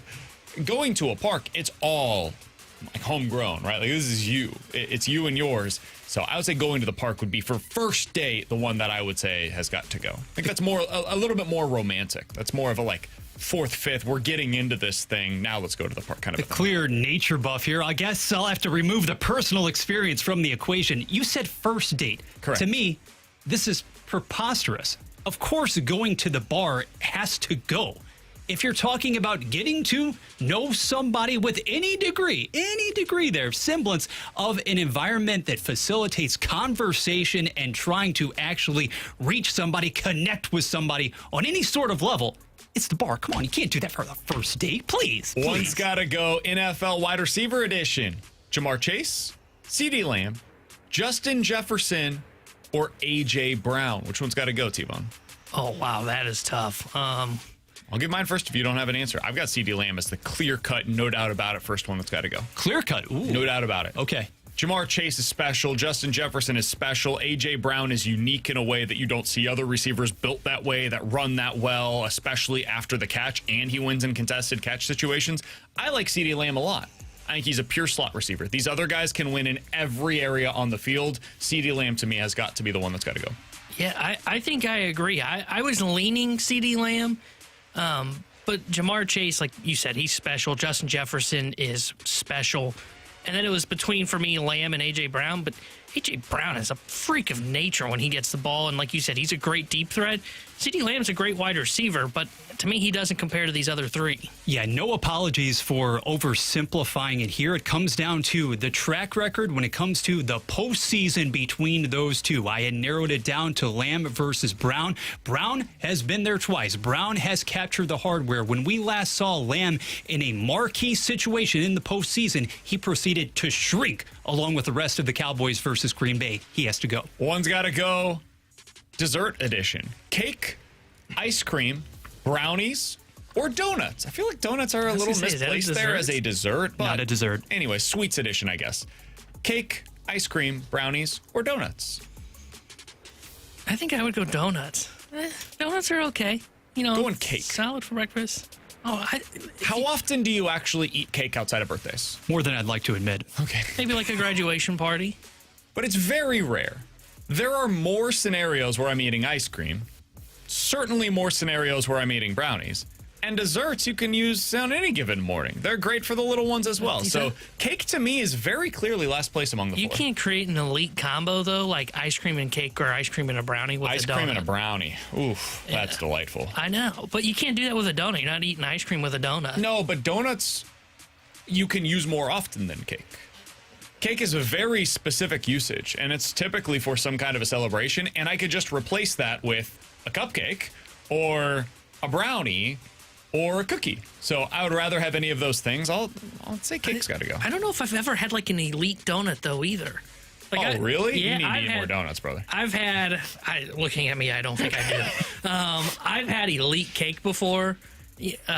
Ice cream, I don't know if you can have elite, but like it's close to it. Same with a brownie. I don't know if I've been there with a donut. Okay. Donut's got to go. Cake covers such a broad spectrum, too. Heck, a couple of months ago, I may have had a personalized, customized cake. I don't know. We won't really go there. But the donuts are being thrown out. They are because, you give me a delectable brownie with some of that powdered sugar. Oh, yeah. Don't get me going. One's got to go Cardinals outfield edition. 314-399-9646 is the Air Comfort Service text line. Jordan Walker, Victor Scott, Alec Burleson, or Ivan Herrera? Which outfielder has got to go? Maybe I'm a little harsh here. I think this one's easy. I think it's Walker. Walker's shown nothing offensively. I'm convinced at this point it's just not going to come for him. And unlike Scott, which I'm a little skeptical on what his offense is ultimately going to become, he at least is elite defensively. And you've got Burley, he's got the bat, he's solid defensively. Herrera looks like he could potentially be the best bat in your system right now. I think it's Walker. I think Jordan Walker's one that's got to go for me. Can I skirt around the question a bit and say that Herrera is not an outfielder? But okay, he is an outfielder. He is. Whatever. Okay, fine. Let me see if it's listed on his... Please. He doesn't have fantasy eligibility yet at the position. He's listed as a catcher and as designated hitter on his baseball reference, unfortunately. And are we going to go by what Bradford just said, where he said he's not designated on fantasy? I'm just saying, fine, for the purpose of this market. Update that every year, not every month. 5 to 10 games. For the purpose of this market, not my personal opinion moving forward, it would be Jordan Walker, because I do fear that if irreparable damage hasn't been done, the confluence of events here, what we have seen so far, the constant push and pull, the stunted growth, if you will, I just don't know if there is a long-term future here. As far as upside is concerned, I still don't think that in any way, shape, or form you can actually put him below a Victor Scott II. But in this town, Gateway City, regrettably, I'll go with Walker. I don't want to give up on that talent, but if I'm having to choose against these other three, I would go with Jordan Walker, because Victor Scott, I think, can be an average hitter, and that, along with elite defense and elite base running, that's a really valuable player, man. Alec Burleson, I think, has become an average defender, and that, along with an above-average bat, that's valuable. Same thing is true for Ivan Herrera. I can't say anything about Jordan Walker's game right now as average. No aspect of his game is there, much less elite like I can about Victor Scott, possibly about Ivan Herrera, and good like I can about Alec Burleson. So I would have to go right now with Jordan Walker. With T-Bone and Bradford, I'm BK. The Rewind is next here on 101 ESPN. It's an MLB weekend on ESPN. Yankees and Red Sox. Game 1 tomorrow. First pitch 12:05. Then Sunday it's Game 2. First pitch 6:10. The MLB plays on 101 ESPN.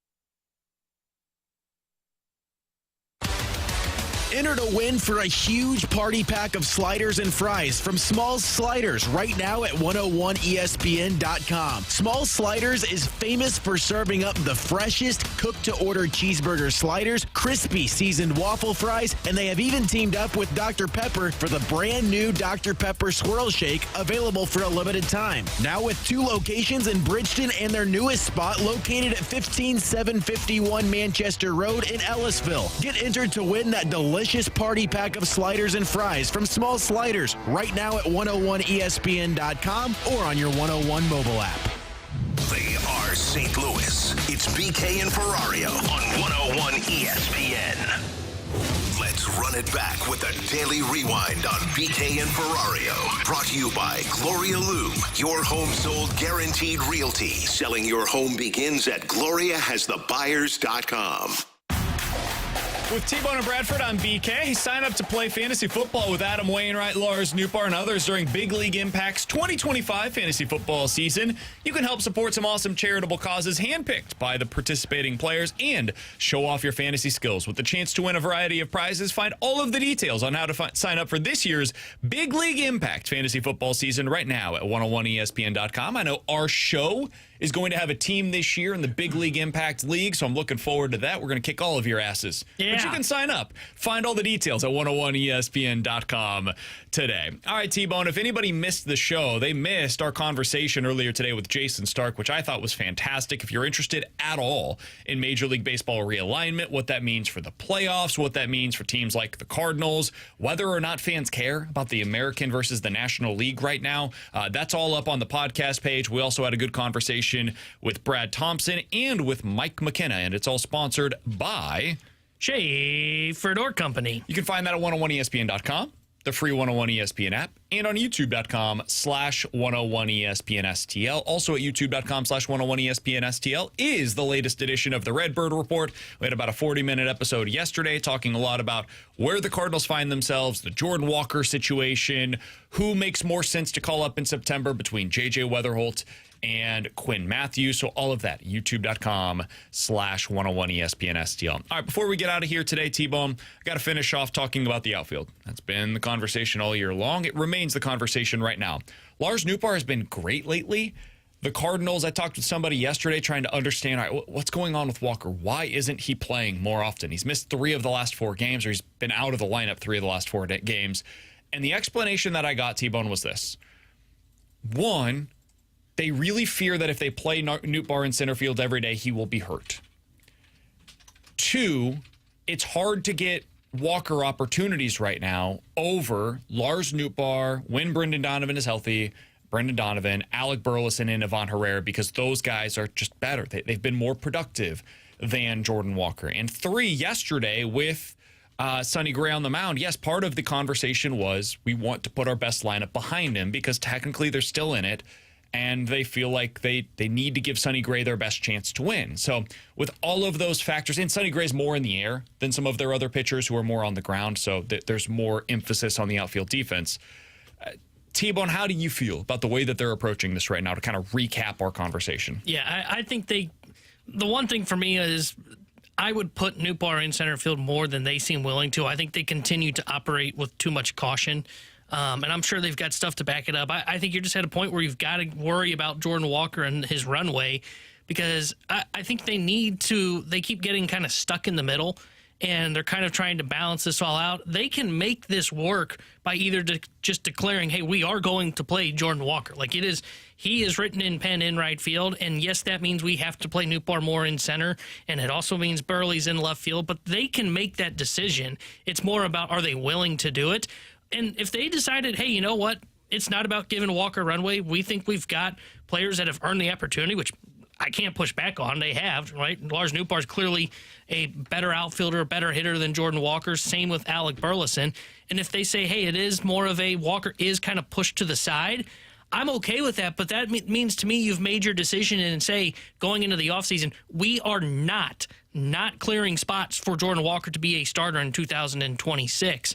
So I don't care which path they choose. I'm cool with whichever one. But to me, you have to choose a path instead of what they're currently doing, which is, hey, he's in like maybe 2 out of 4, and we'll kind of rotate this thing around. No, pick a path and let's go. It is time to figure this out. And don't even get me started on the whole building our best lineup thing, because that one's ridiculous. So, of the Major League Baseball players, there are 337 of them that have taken at least 400 plate appearances over the last 2 years. Jordan Walker ranks 331st in wins above replacement over that time. He's a bottom 6-7 player in Major League Baseball in wins above replacement. This is unfortunate. Dylan Carlson is last. He is the worst when it comes to wins above replacement. If you exclusively focus on offensive production in that stretch, again, 337 players have taken at least 400 at-bats. Jordan Walker in that stretch of time is among the worst as well at 315. There's been so little that you can latch onto over the past 2 seasons. There's been a couple of weeks here or there where he shows some signs, and it's like, hey, okay, this is it. He's laying off that low and away slider. It's all coming together. There's been a real change here. And so when I think about the way that they're approaching this right now, I do agree with you, T-Bone. It's hard to see the opportunity that's going to exist for Jordan Walker, both right now and next year. And I think that's where it gets tough. I don't know how you handle this, man. I understand where they're coming from with Walker right now. Your best lineup does not include him. I also don't think anything about 2026 is going to change based upon what he does over the next 5 weeks. So if you're getting him 4 games per week, I think you got to live with that. It's not ideal. It's frustrating. I think it speaks to where they're at with him right now. I don't think it means you have to be out on him for 2026, though. And that's maybe where we differ a little bit is I don't think they're playing with him the remainder of 2025 says he stinks, he's going to stink, he always has and always will. I think it says right now he's not in a good spot, and we need an offseason to fix all of this. So it's frustrating. We've now seen 3 years of the Jordan Walker experience, and the same problems today are the same ones that they sent him down for after the first month of him being here in 2023. Next year will be year 4. It's the final year where they can potentially send him down to the minor leagues. It's not a good position to be in, and they have got to fix and alleviate this glut of outfielders that they have found themselves with for like 5 years now. So that's got to be the number one goal this offseason for Chaim Bloom. He has got to make this easier for Ollie Marmol. And if he wants Walker to play every day, he has to make it to where Ollie Marmol has to play him. And that means trading a bunch of guys that right now are better than Jordan Walker. Yeah, and I don't necessarily say that you like just get rid of Walker. You can still keep him in the minor leagues and hope on it. But the thing for me, and this is where we kind of also disagree, because I do think if you played him every day and he hit, which, again, I wouldn't expect him to, but if he did and had like a 800-plus OPS for the final, whatever, just say 29 of 35 games, they can at least go into the offseason and have something to pinpoint and say, this is why we're creating playing time for him going into 2026, and we unlock this logjam by moving pieces out. But if you don't, and you just kind of continue doing this, and he doesn't get enough at-bats, and then we have to wonder if, like, okay, did that hurt him at all by not getting everyday at-bats? Then to me, you can't plan on having him as a written-in-pen starting outfielder, and probably not even written in pencil to be on the opening 26-man roster. You probably do have to send him down to the minor leagues and hope he figures it out. And I come off more of the negative now on Jordan Walker. And my thing would be is, how many guys do you see? We've seen a lot where guys have one good year and then just really struggle. I mean, you mentioned Carlson. Carlson fell into that category. A lot of guys don't just figure it out. They don't just snap their finger, they make their adjustments, and they suddenly get back to being league average. It is hard to find the player that did that. Most of them. Joe Adell is your answer, and he's just league average this year. And most of these guys end up being what Walker and Carlson are, which is they're 30 to 20% below league average and aren't really big leaguers that you end up building around. We had someone in the text line say, guys, how many of those players on the list that BK mentioned are 22 years old? Of the 33 players over the past 2 seasons that have taken at least 400 plate appearances, Jordan Walker is dead last in OPS plus. And if you want to look at it, a wins above replacement, because that takes into account defense as well, dead last, and it's not close. He's been the least productive player that has played a lot of young players in Major League Baseball over the last 2 years. So there's nothing I can point to and say, well, that's the reason. It's all going to turn around because of this. But maybe next time it'll turn around for him. With Tanner Hendrickson and Bradford Bruns, I'm Brandon Kiley. It's going to be an absolutely fantastic weekend this weekend when it comes to the weather outside. So enjoy yourself. Take the fam outside. We will talk to you guys on Monday at 11 a.m. The Fast Lane has you taken care of next, coming up here on 101 ESPN. We've got your chance to win a 4-pack of passes to Monster Jam. Saturday, September 20th at the Dome at America Center. Get ready to cheer, scream, and be amazed as massive Monster Jam trucks and world champion drivers take over St. Louis for the ultimate day packed with high-flying action and jaw-dropping stunts. Get all the info and enter to win that free 4-pack of tickets for Monster Jam. Now at 101ESPN.com or on your 101